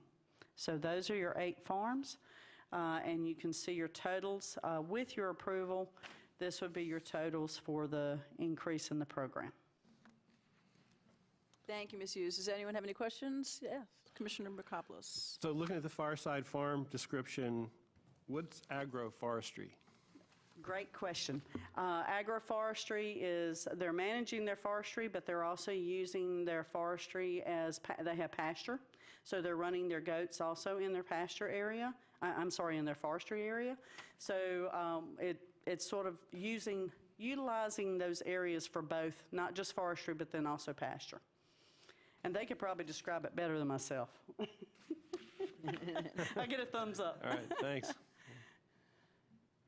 Additional questions? Chair Rich, I would like to make a motion that we certify the 8 farm properties noted totaling 968 to value AD. VAD designate the properties as voluntary agriculture district farms within the Caldwell, Cedar Grove, Sly, Eno, and Cane Creek Buckhorn voluntary agriculture districts. Second. Okay, we have Commissioner McKee and Commissioner Markopoulos. All those in favor say aye. Aye. Against? Well, you got to really move quick to get a second in on this team here. I want to get everyone home. I'm just saying, there's a lot of seconds.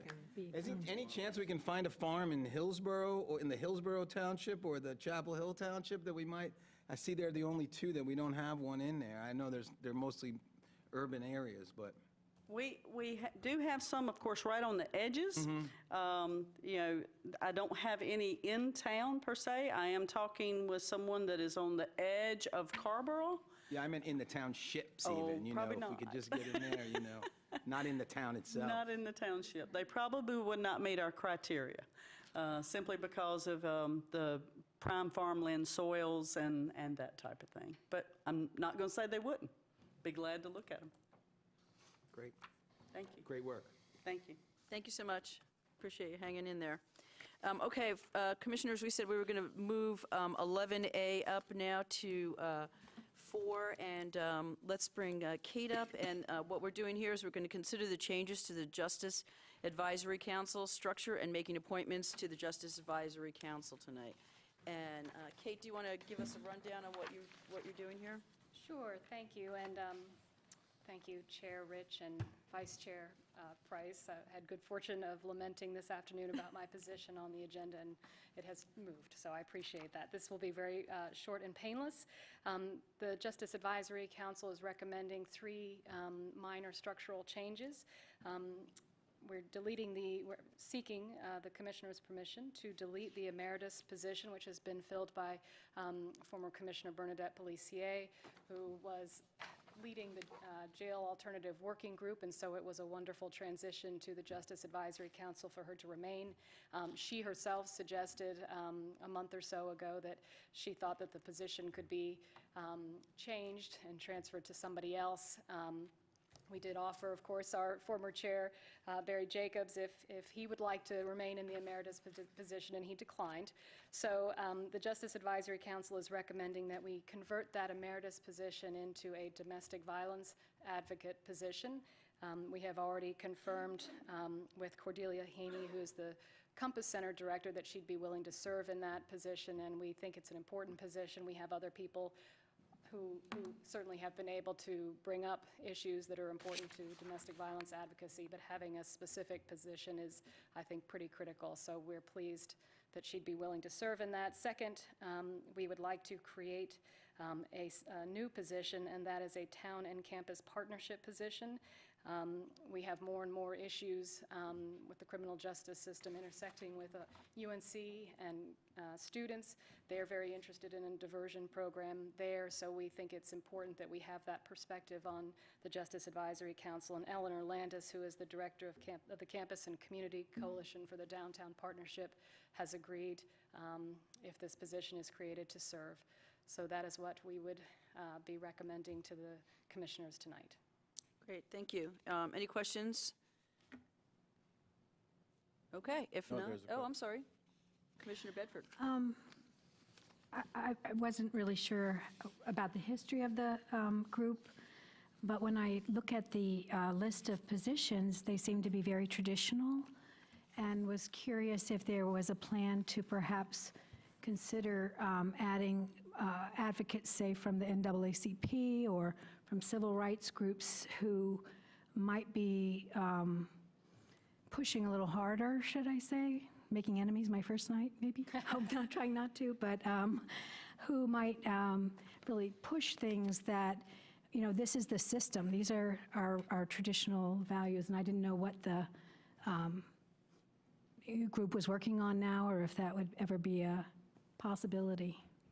I will tell the commissioners we have 3 formerly justice-involved individuals that serve in positions that might not be recognizable by the positions that they're serving in, that are represented. So I do think they give a very important perspective. Anna Richards is somebody that we have reached out to in the past. She's now serving on our reentry council executive committee. So I don't know if she would be willing to serve, but there probably are other people at one of the branches, and I think that would be a wonderful addition.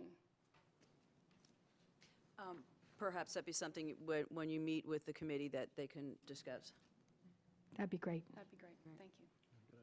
Okay, so we need a motion to take the emeritus off and move that to the director of the Compass Center, and then to move the add another position, which is town and campus partnership position. So moved. Second. Moved by Price, second by Dorson. All those in favor? Aye. Aye. Okay, and that passes. Thank you, Kate. Thank you so Thank you much. for being patient. Oh, Yeah. Okay, let's move back to 5A, and this is a public hearing. Orange County Consolidated Plan, 1920 Annual Action Plan, and this is the board will receive comments from the public regarding the housing and non-housing needs to be included in the action plan update FY 2019-2020. The fifth year of the five-year plan as it relates to the Consolidated Housing Plan for Housing and Community Development Programs in Orange County, and vote to close the public hearing. And Ms. Hampton is here. And I believe this public hearing is open. We had this open prior. I believe so, yes. Thank you. Okay. Ms. Hampton. Thank you, Madam Chair, and congratulations and welcome to our new members as well as our returning member. And good evening to the other commissioners sitting at the dais. This is our annual cycle for the HOME program, which is a federal program that is overseeing the Department of Housing and Community Development, is the administrative arm for it. It is based on a collaborative effort with the towns of Hillsborough, Carrboro, and Chapel Hill. So it is the home consortium that we have this on. We have to do a series, as you see, of public hearings. You have the schedule. The application cycle has begun. It is on the website. It was distributed at a recent grantee and community partners meeting.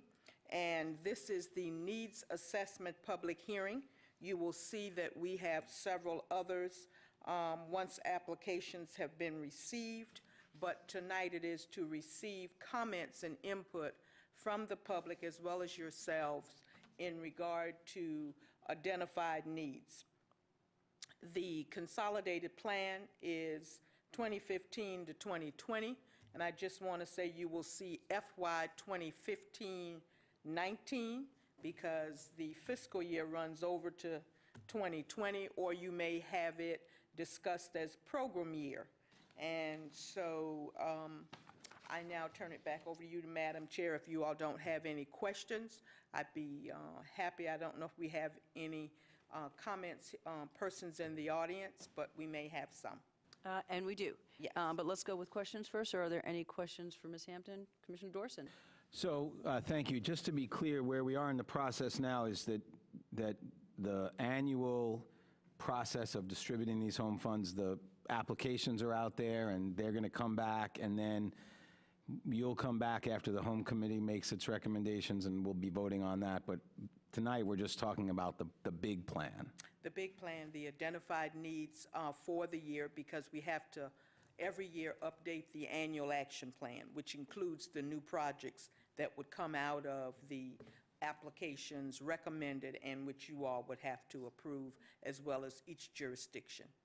Right, thank you. Commissioner Price?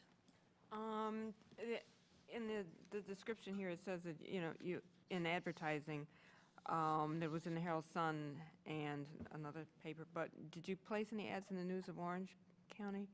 Because I know that Did not. We put it in the daily paper and the Spanish-speaking paper, and we have an interpreter here, so if there's anyone needing interpretation services. I would like to suggest that that when we do these, that they also go in the News of Orange, because a lot of people from Hillsborough North actually. Were it included? Yeah, Okay. they read. And my other question, so in trying to understand all these different pages, when you're talking about the priorities, so housing for seniors was not a high priority, it was a low priority. Is that just for the past, or is that what you're recommending going forward as well? No, in the consolidated plan, senior housing was a top priority for elderly and disabled as well, housing preservation. Okay, so that was at the old, I was trying to go through these. That must have been the old one, because it has said it Might low. have been something for 10, but I know Yeah, what we okay. have now on the books for the consolidated plan now. Senior housing is one of the priority needs. High priority, okay. Thank you. Additional questions? Okay, we have two speakers from the public. Let's start with Ms. Corey Root, please. Thank you, Ms. Hampton.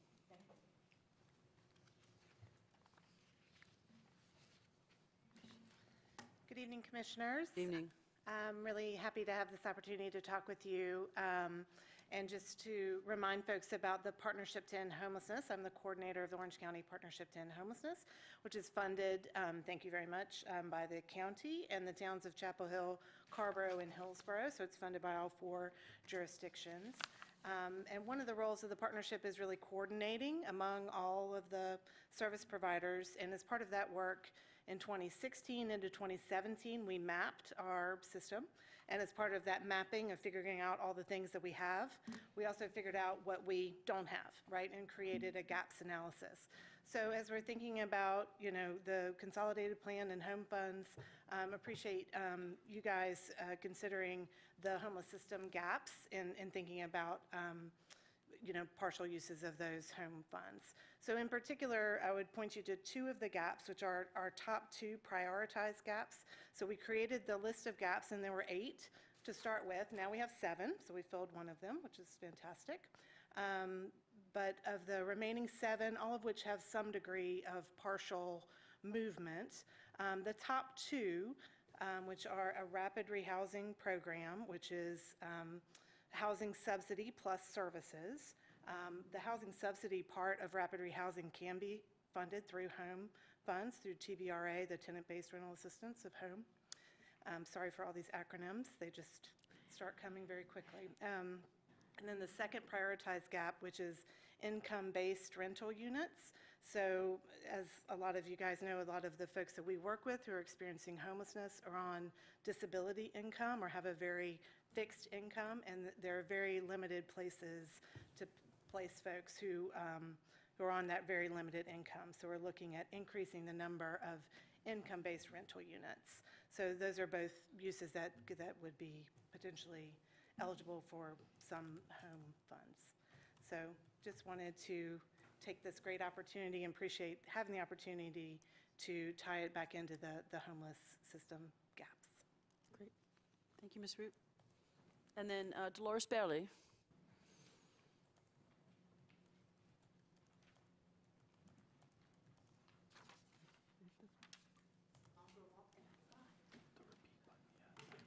Good afternoon.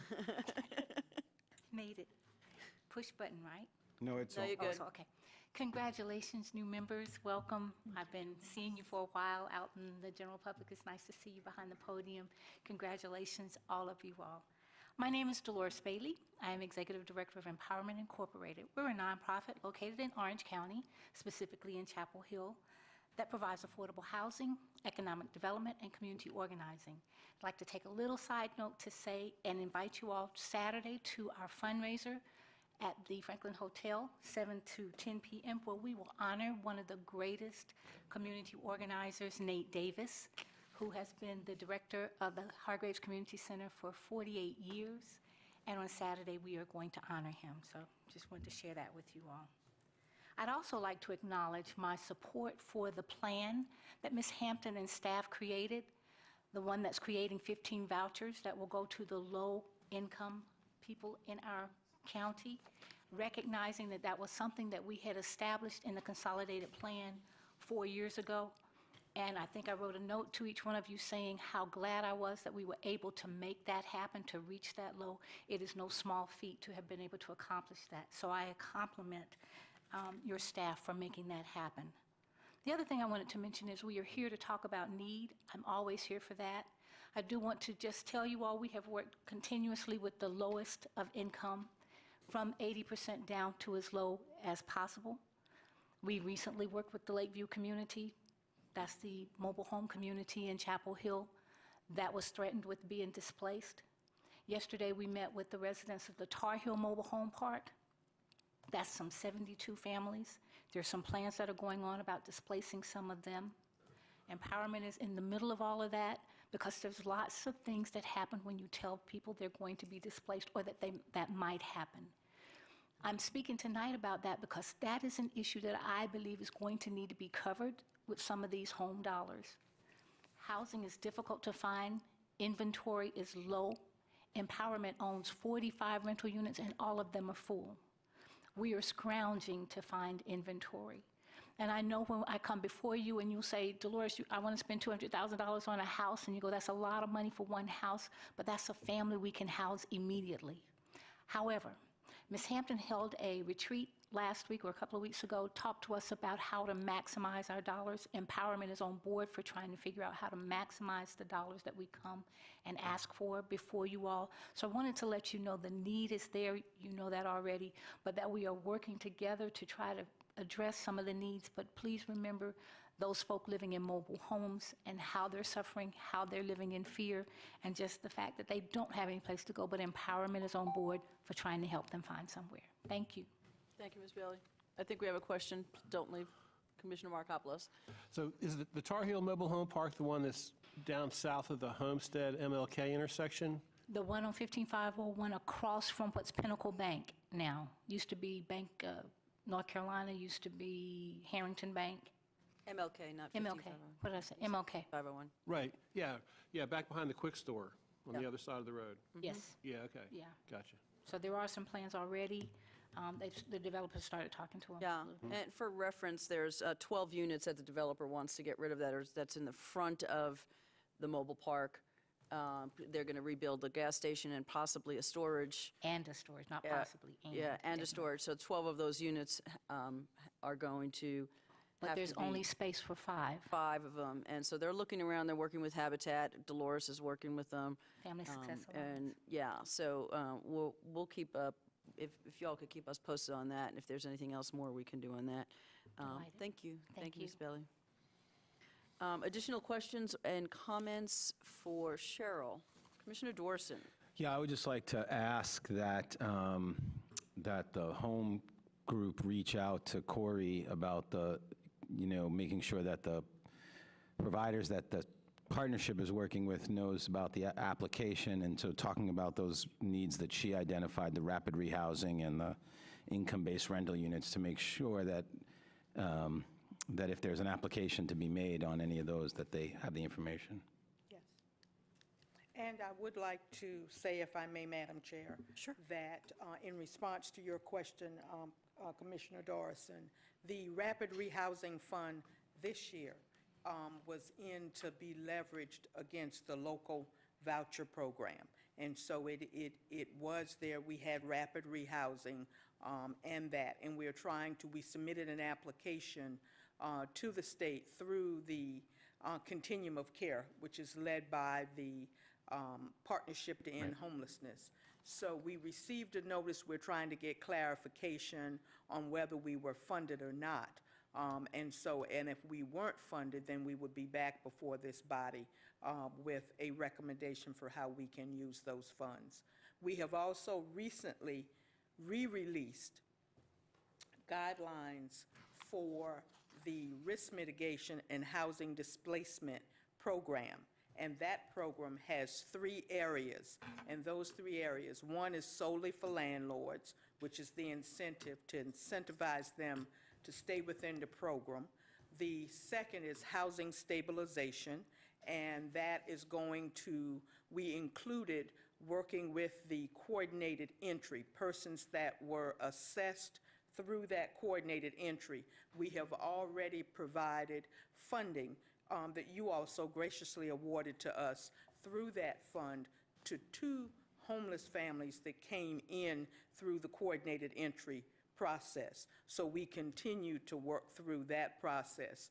The third is for displaced mitigation, which is only available to folks coming through the what we call DMAP for the Manufactured Home Park Initiative, for anybody being displaced in that. And as you all did earlier in the year, in March, you all approved the creation and the contract with Empowerment to do relocation services coordination. So we still work with those resources and funds that the board graciously gave us. So we'll continue that. Well, I really appreciate you saying that. I feel like these housing things come up in this sort of, to us, in this kind of piecemeal way. We got the home program over here and with the rapid rehousing and all that. And I know that you have worked to really knit all those pieces together in a way to, maximize the use of resources as well as the synergies of all these different programs. So I really appreciate that explanation and that effort that you've made to, to coordinate all this. It doesn't always come to the commissioners at the same time because of these other, these federal requirements of these hearings and things, but it's always, it's reassuring to know how well that you've put all the various directives together. So thank you. Yeah, the team and I have looked at taking what you've given us and woven that blanket or filling our toolbox. So we say we have a toolbox given our needs here, and so we try to use the resources. Again, going to Commissioner Price's, I think the copy you may have, Commissioner, I want to make sure that I give a corrected copy because it is in one place it says it is a priority need and then it comes back. So that may have been a typo, but I understand and I apologize. We'll make sure that every one of the commissioners get a corrected copy from that executive summary. Additional comments? Okay, so the manager's recommending that the board receive comments from the public and that we close the public hearing. So I need motion to close this public hearing. So moved. Commissioner McKee and Commissioner Price, all those in favor? Aye. Aye. Okay, and that passes. Thank you, Ms. Hampton.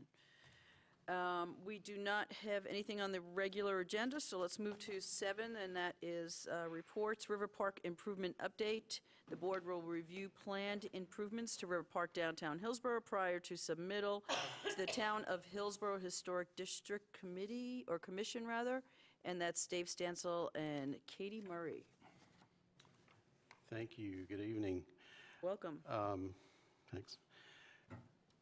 Tonight, we'd like to share with the board an update on improvements at River Park in Hillsborough, both in terms of what's happened to date, and in some cases in the last year or so, and what's being planned and discussed for the future. As a bit of quick background, River Park is the 8-acre area in downtown Hillsborough. It's about 4 blocks southeast of where we are tonight.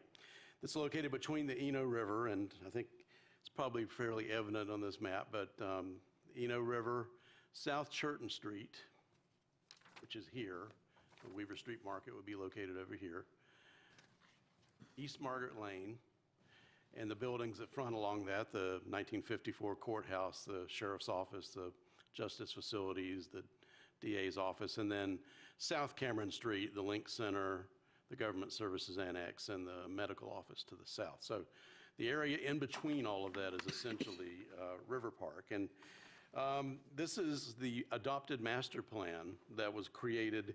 It was approved when the Justice Facilities expansion was constructed about a decade back. And some of the improvements were built at that time, a few trails and benches. You also see a stream restoration project that exists along Stillhouse Creek, which is the tributary here that comes off of the Eno. And you can see some of the work that's been done to kind of slow the water down. We had some significant erosion problems, and that's actually an ecosystem enhancement program project that has been in place now for a number of years and has made a big difference in terms of protecting some of the buildings and protecting the water quality as it heads into the Eno. Also located nearby is the, mentioned earlier, the David Price Farmers Market Pavilion, which has been built. And since that time of this master plan, of course, the town of Hillsborough's very popular Riverwalk was built through this park, and you can kind of see that location on this map, and I'll show you a different map in a moment that'll give you a little better feel for it. And the Okanichi Village, which was originally constructed in the late 80s and early 90s and was in need of renovation.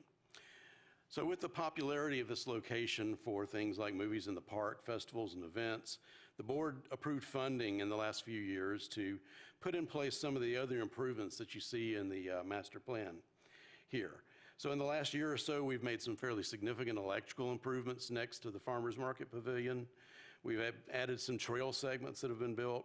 Interpretive signage has been installed along the Riverwalk portion in the park, and a good bit of work has happened now with the Occoneechee Village with the help of a lot of local volunteers, the Occoneechee Tribe, the Alliance for Historic Hillsborough, our staff and others, and over 400 new poles in the Palisade were put back in place this summer, and they're in the process now of rebuilding some of the huts within the Palisade. So a lot of work is going on with the Occoneechee Village.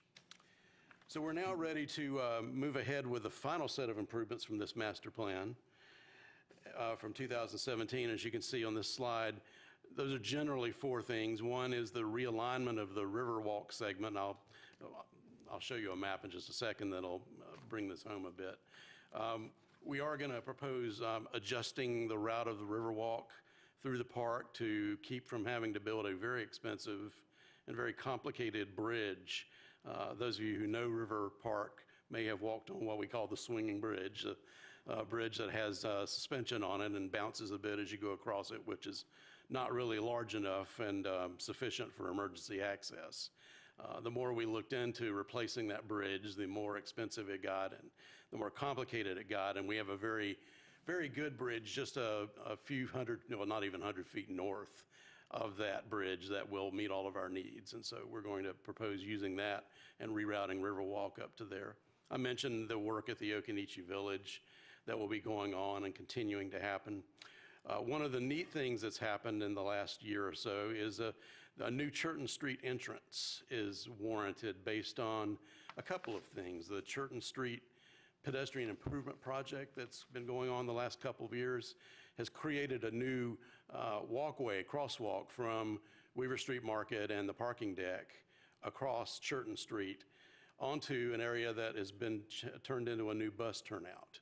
And of course, that's where the public transit buses now stop in that area. So taking advantage of that, that's an opportunity for us to build a new entryway into the park from Churton Street that'll be very convenient to people coming from the parking deck and to points west. And then finally, the performance stage and shell, which is one area that we've spent a lot of time talking about, and there are a wide range of options of what that could be. And actually, Katie Murray will be speaking to that in just a moment, as there's been some conversations about what that could be and where we might want to go with that. So here's the map that I described, just quickly showing some of the things we talked about. Again, Churton Street, here's the crossing. This is the bus turnout. And so there would be a proposed entrance here with stairs, a rain garden, which I had neglected to mention, which will be one of our new stormwater measures, and ADA access coming down from the sidewalk along the, from the courthouse. The performance stage area is roughly located here. I don't know how well you can see it, but there's a dashed line here, and that's actually the floodplain for the Eno River and Stillhouse Creek. And if you've spent any time in Hillsborough, you know that that occasionally does come out of its banks. In fact, I think 3 times in the last 4 years or so. So this is an area that does see some flooding. The Occoneechee Village, of course, is located here in the Stillhouse project in this area. Did I mention? Okay, the bus stop. Yeah, here's the bus shelter, and there would be a covered shelter that would be installed there for the bus turnout that's been created. So these are some of the improvements that we are planning to take forward, and you see in your packet some different options related to the performance stage. And Katie Murray, the Arts Commission Director, has been talking with other local event organizers and others about the opportunities that might exist for this, and another very interesting possible art piece in the park. And so some of these discussions actually are very recent, and I'll turn it over to Katie to tell you a bit about that. So, as most of you all are aware, the Arts Commission spent the last couple years researching the needs of the arts community to determine the future path of the Arts Commission, as well as how we can help strengthen our arts ecosystem here in Orange County. And one of the main needs that we've identified is space for the arts. This is indoor space, outdoor space, performing, visual, literary, pretty much you name it, we need it here in Orange County. So in working with Deeper on this project, with the public art piece, which I'll talk about in a second, the subject of the staging area came up. And knowing the need for particularly festival space, especially in Hillsborough, combined, I've got a long background in festival planning. I suggested we get everybody together, the stakeholders that use River Park, and really make sure that the things that are being planned are going to be adequate for their needs. I'm not sure if any of you all have been to a recent event in River Park, but they're growing and growing and growing, and we just need to make sure that, you know, what we're planning is going to be suitable for festivals, concerts, maybe even things like outdoor theater. So we have convened an initial meeting with a pretty good cross-section of stakeholders, Hog Day, River Park Concert, Yep Rock Records, and a few others to just get their feedback. It was a really good meeting, and we're going to continue to work with them and gauge their needs and also explore some funding options.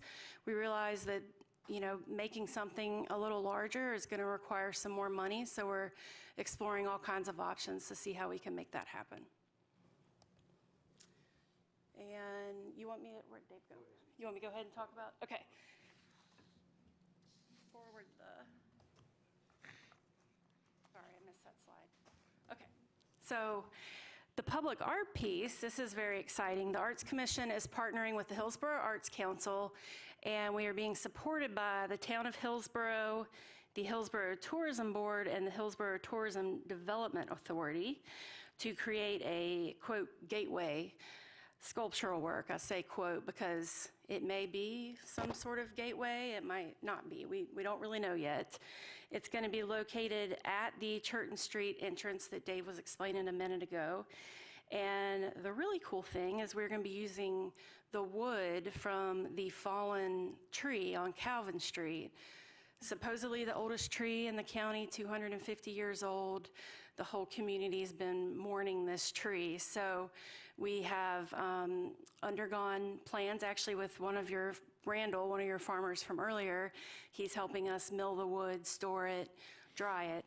And we are going to do a national call for this public art piece. We are going to give priority to North Carolina artists, and they are going to create this piece using that wood and other natural materials. And our goal completion date is spring of 2020. Great. Okay. Thank you. Thanks.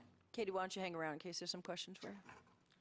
And so just to wrap up, the reason we're here tonight is to share this information with you, of course, but also to let you know that we now need, if we want to proceed with the items that were funded previously in the CIP, we do need to move ahead with the conversation with the Town Historic District Commission and town staff approval for the site plan. And so basically tonight we're asking for you to allow us to continue to have these discussions about the stage and the opportunities that might exist there, to review and discuss any of the planned improvements that you've seen, and to authorize us to proceed with the permits and other pre-construction efforts. And as I said, that will mean going to the Town Historic District Commission, the staff, and then we hope that we might be back in a position to get those park facility improvements out to bid in the spring. And before we do that, of course, we will keep you apprised of our process. So Katie's here, Mary Beth Carr, a landscape architect who's done so much work on River Park, is also here. We'll be glad to answer questions. Great. Questions for the gang? Commissioner Markopoulos. So a suggestion, the Farmers Market Pavilion, Davy Price Farmers Market Pavilion has water barrels around it, and they're kind of like sustainability decorations because they're just sitting on the ground, and the spigot's about that high off the parking lot. And it'd be a great opportunity to lift those up so people could actually go over there with a watering can or a bucket or whatever, or maybe kids could go get drinks of water or take a little shower, something like that. If they had a nice height there, about 3 feet. Anyway, make them useful.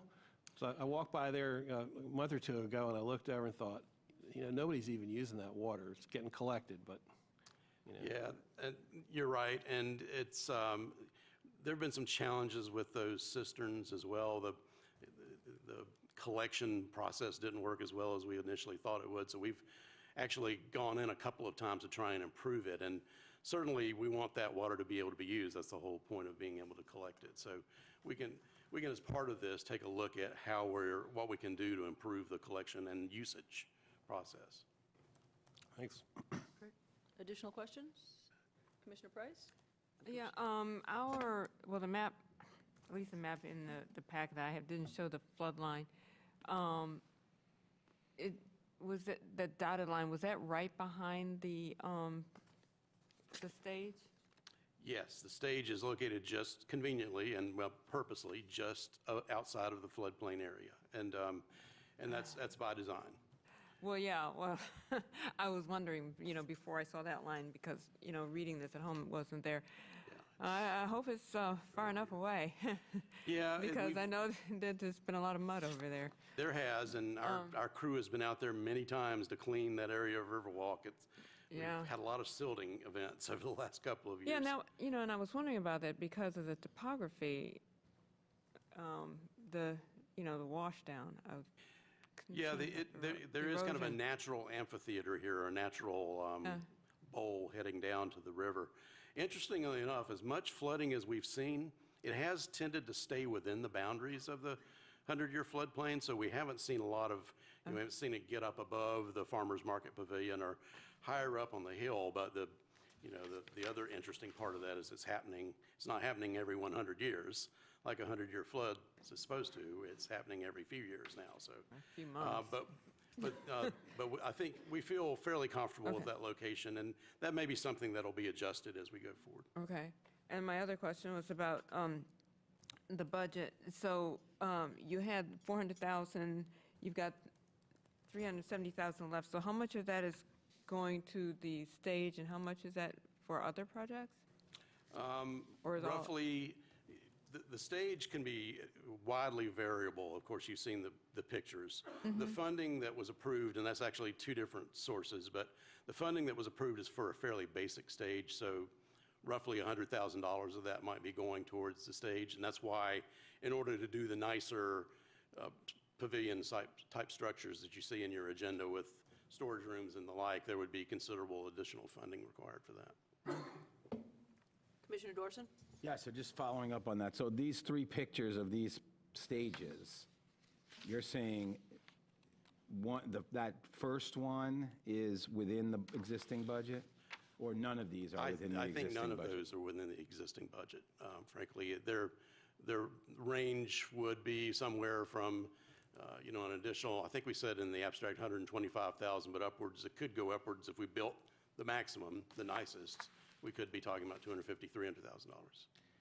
And so you were saying that leaving today, you want the authority to submit stuff to the Hillsborough Historic Commission, and so can you do that without us deciding what kind of stage we want or what it would look like, or without us having to make any decision on that already? Yeah, we've actually talked a bit about that and talked with the town, and what we would like to do is continue that conversation with the stakeholders about the stage, and I think the Historic District Commission will know that we're having those conversations, and we may need to, I guess, show them a couple of different possibilities, but with a designated location. Now, one of the interesting questions that has come up is there another location on the site that might be good for a stage? And that's part of what we need to tease through, I think, for the next several months. So short answer to your question is yes, we can still go to the HDC, and not knowing the answer to exactly what kind of stage we're going to do.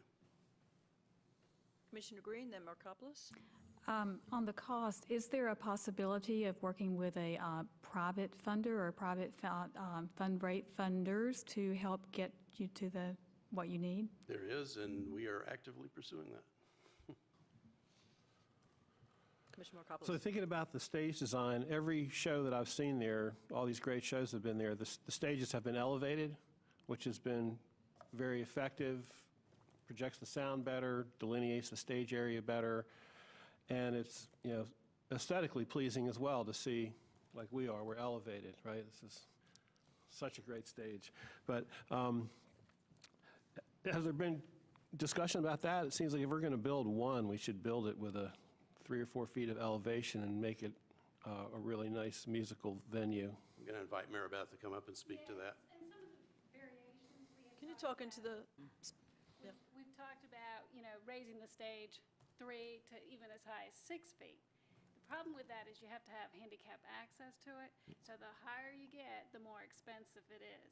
Right. So when Dave's talking about that base budget, that is just for basically the picnic shelter design on a flat slab. So every time you go up, it adds more money. So what we'll do when we go to the HDC, we'll present the different scenarios and tell them that we would like approval on the max, but we may only be able to build the minimum. And that way we're covered. And it's basically the same structure, just with add-ons. Yeah, the Woods Brothers stage was maybe 3 feet. It was sort of minimal, but it worked. Yeah. It was, And I think that's probably Yeah. about where we'll end up. But anyway, we've looked at several scenarios, and that also helps the flooding in the back of the stage. Commissioner Bedford? For operational purposes, if you did restrooms, would they then be open during daylight hours for those who are hiking and walking? That would be something we'd have to decide. We haven't had much success with public restrooms at parks. They get vandalized. So that's something that the department would have to decide on. It's another thing that we've been talking about. There are restrooms in the back of the DA's building here that are only open, however, when there's actually use at the pavilion and the shelter. So putting them, we talked a little, as you can tell, we've all talked about a lot of different options to get to this point. Putting them in this area might create some challenges, both from a logistical standpoint, but also, as Mary Beth mentioned, we have had some issues, especially with parks that don't have active on-site presence, and this one would not. With restrooms, you also have to be winterized in this time of year through February as well. So something that certainly could be looked at, but we do have existing restrooms to the north. Of course, Katie would probably like to add that performers would also like to have restrooms right at the stage. So, you kind of get into these catch-22 situations. But it all depends on price. And one of the things that we have been adding to the scope of this project, the ADA access wasn't part of the original scope. And, that's something we really could use. So it seems logical to provide that. And we'd like to provide it not just for ADA purposes, but for people with strollers or bicycles to get into the park easier than coming down steps off of, the street up above. The bus stop, the shelter itself will be paid for by transportation funds, and they will also help pay for, we'll have to build a retaining wall to hold that bus stop up, so it's a little bit more expensive than a regular bus stop. But all these things seemed logical, so seems like they should be added to the project. And I have one question about the gateway piece of artwork. Who are you going to gather to be on your committee to make some decisions about this? Is it going to be Hillsborough? Is it also going to be the Orange County Commission? Who would be involved in that? Yes, right now it is myself and a board member, some board members from the Arts Council, Stephanie Trueblood from the town. We've asked Maribeth to serve on it, and we're also going to ask Peter Stambeck, as well as Todd Stabley, who actually owns the home where the tree fell and has done a lot of research on the history of the tree. So it's kind of a mixture of stakeholders. And if any of you all are interested in serving on the selection committee, I'd welcome that. Okay, why don't you send us an email, and then we can reply back to that if that works for you? Sure. Okay, great. And additional questions? Okay, so what we're being asked to do is not vote on this, but just give you a nod to continue with the conversations, and I think that everybody's agreeable to that. There's not an approval needed at this point. The project's already been approved. We just need your concurrence to move ahead. Awesome. Thank you so much. Appreciate y'all being here. Okay, we're going to move on to the consent agenda, and I need to know if anyone would like to pull something. Yes, I gotta find it. G and H. Say it again, please. G and H. G and H. Just take them together. Okay, and I would like to pull E. That's good. Okay, could I get approval on the rest of the consent agenda, please? Move the remaining items on the consent agenda. Okay, Commissioner Dorson and Commissioner McKee is second. All in favor, say aye. Aye. Okay. Let's take E first. I'm not pulling this because I am opposed to it. I'm pulling it to make a point that we are doing what we said we would do when we choose folks to work with the county. This is an all-woman job. It is something that I was pretty excited about when we heard about this in agenda review, and I appreciate staff doing that. So we have the landscape architect and the design and engineer services, all created by women. And this falls in line with what we say we're going to do with having more women-owned businesses working for us as well as minority-owned businesses. So that's why I pulled that to make a point of that, and I will move E. Second. Okay, McKee second. All those in favor say aye. Aye. Okay, and then G, Commissioner Price. Yeah, the next two, they're actually related. I just want to pull this one to make sure that the customers are aware of this final step. And, that they have all the contact information, if they have complaints or questions about billing, that they know it's not Hillsborough anymore, it's not Orange County. Good evening, Craig Benedict, Orange County Plan Director. These two items, effluent sewer system transfer of ownership from the effluent system that flows to Hillsborough will eventually flow to Mebane and be part of their ownership. One thing that we've did to accommodate this seamless transfer is the Orange Alamance water system has been the billing agent for effluent customers, and they will continue to be, at least in the short term. So for the customers, it's the same person that they'll be sending their bills to, and but since Mebane's going to be the owners of the system, the treatment costs that Mebane will be charging, will be funded through the collection of the sewer bills. We have a brochure that we've created for the homeowners, and the discussions that we have with them on other subjects have been telling them of this transfer really for the last year and a half now. So it'll be seamless for customers. We are also working on a brochure if somebody wants to come in and build a new house in Effland, about what the steps will go through. Orange County's still involved in the process because it's part of our planning and building process. So these two items are related. One is we transfer the system to Mebane, and the other ones is we will no longer have to be sending monies to Hillsborough for sewer treatment. Mebane will be doing that freely. Okay. And also the Orange Alamance water system that has been our billing agent, now they will be the billing agent for at least Mebane in the short term. So I think it's something we've anticipated for about 4 years. The sewer system that is accommodating this transfer has come across the finish line, and there's just some paperwork that will be shuffled to make it finalized. Mm-hmm.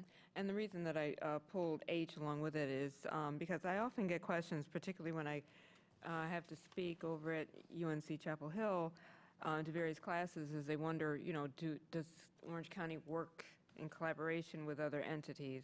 And this is an example of it, and I just wanted to, give recognition to the town of Hillsborough and Orange Alamance Water. Yes, it's been over 30 years. There was somewhat of a crisis in the Effland area with the failing septic system for our school, and we garnered the resources. At first, Orange Water and Sewer Authority, OWASA, was the maintenance entity for us.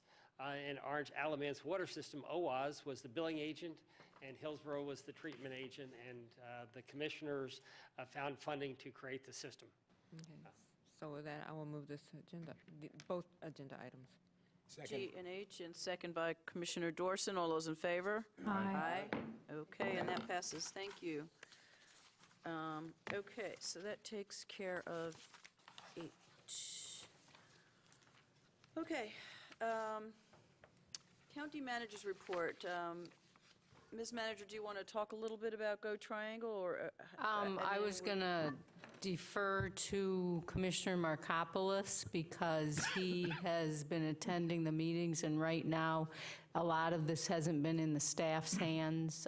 Travis has been attending meetings as well, but I think Commissioner Markopoulos. But before I defer to him, I just wanted to let you know that in regards to the Northern Campus update, I think at the last meeting I indicated to you all that we would be bringing forward some information on December 11th.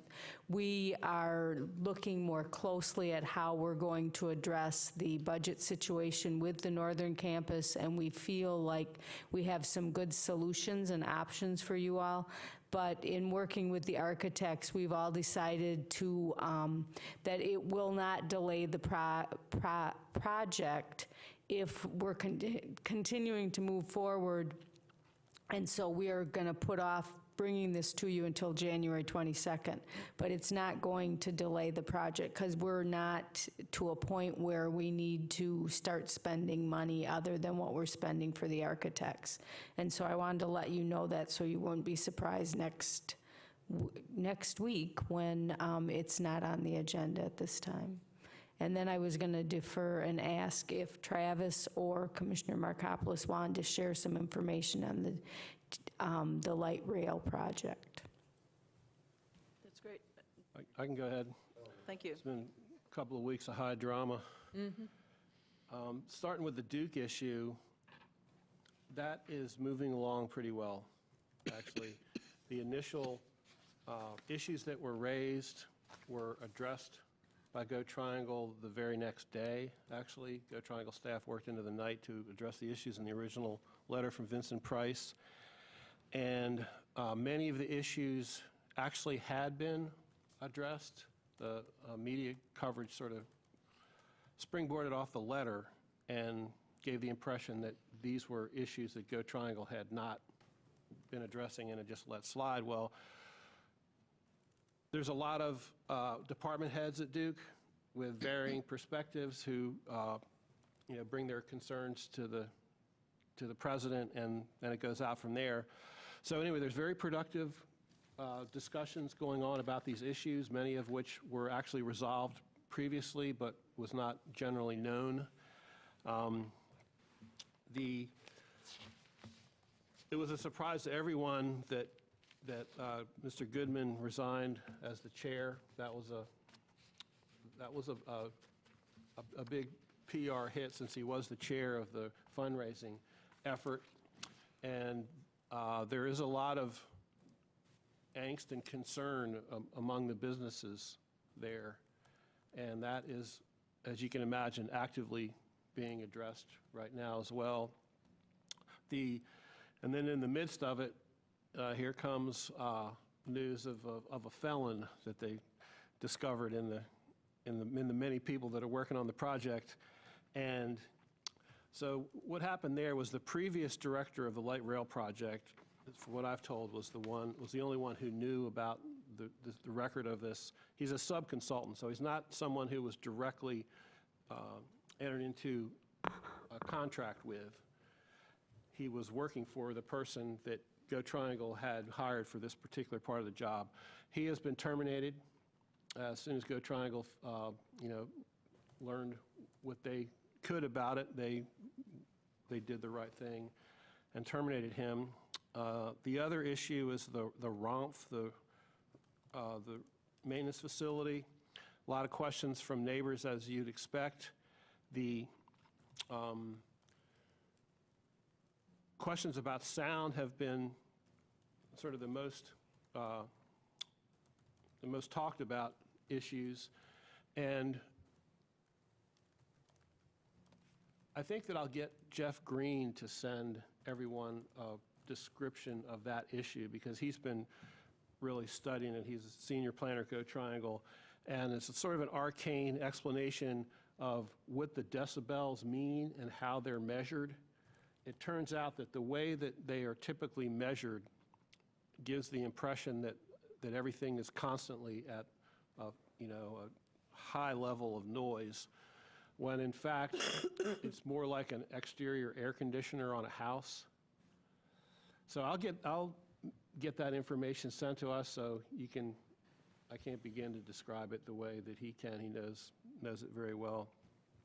So, the other thing is there are several negotiations that are ongoing coming down the home stretch with December 31st as the deadline to get these all together, to be able to turn to FTA and say, we've met your schedule, we have made these agreements.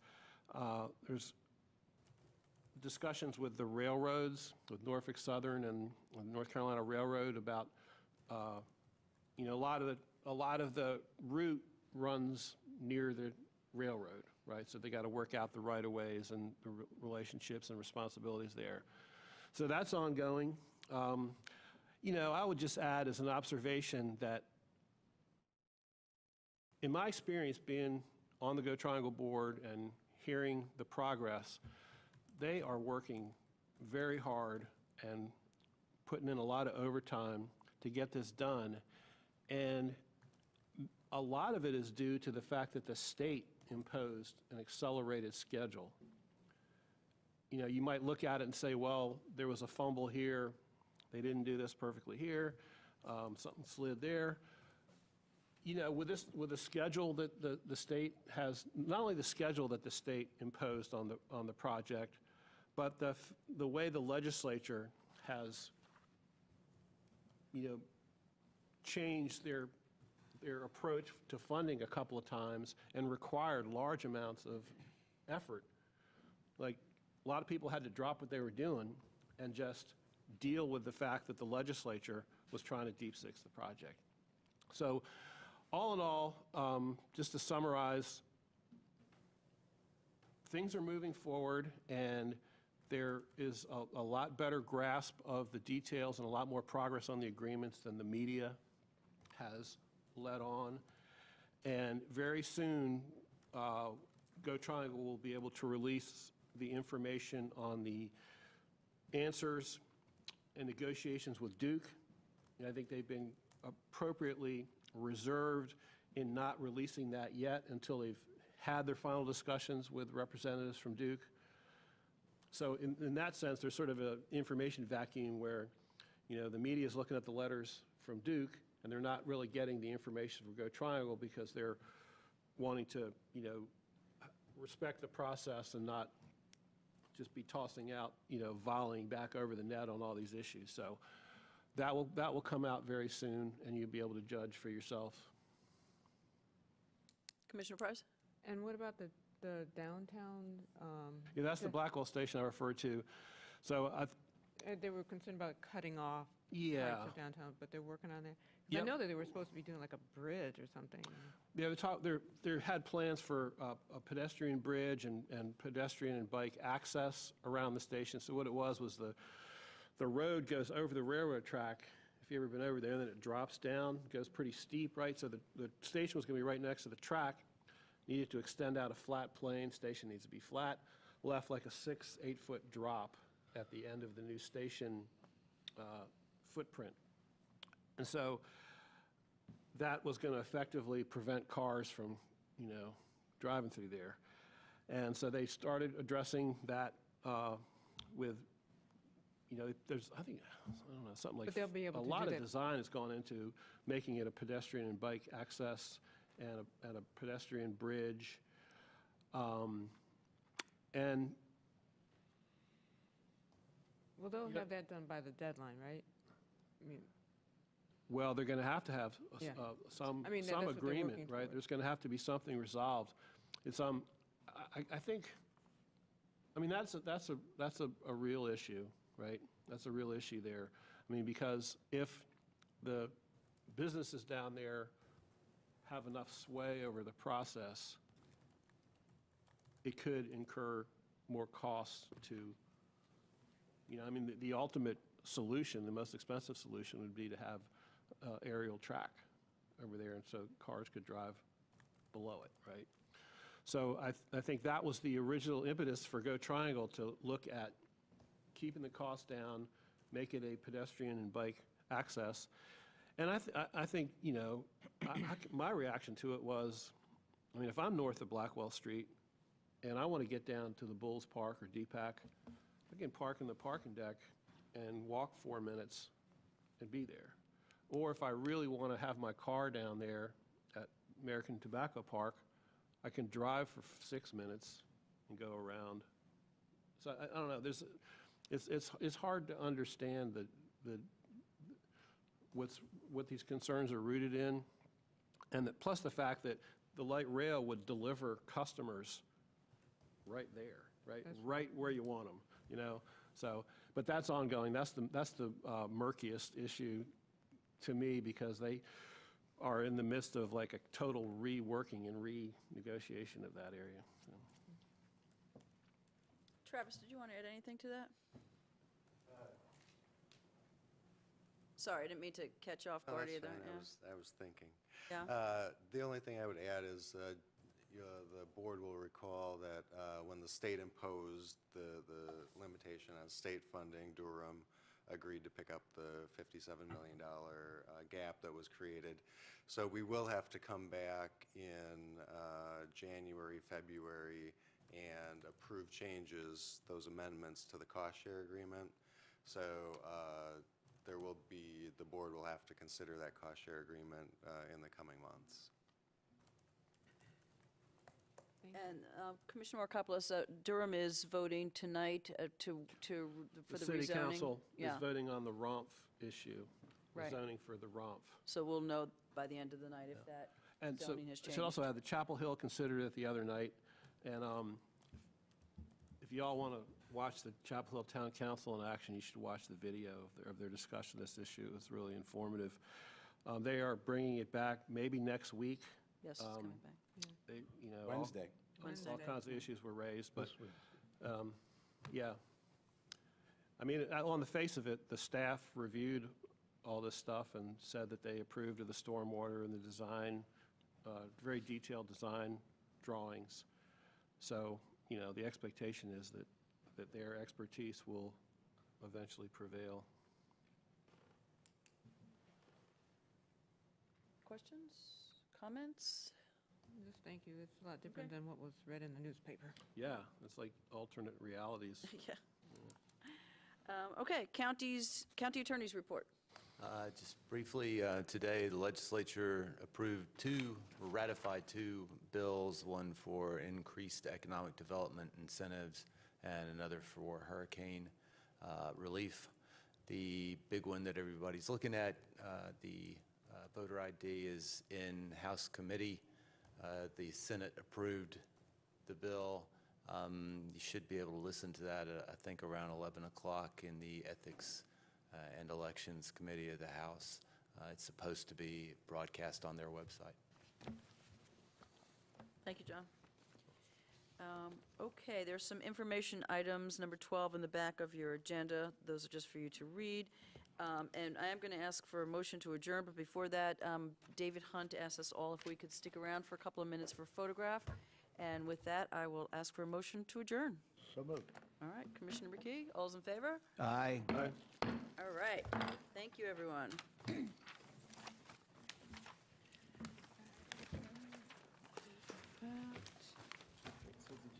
I'm so used to the iPad that I keep reaching for to touch the thing. I just got it Friday, right? David, how would you like us to, you want to get rid of the microphones? Yeah, whatever.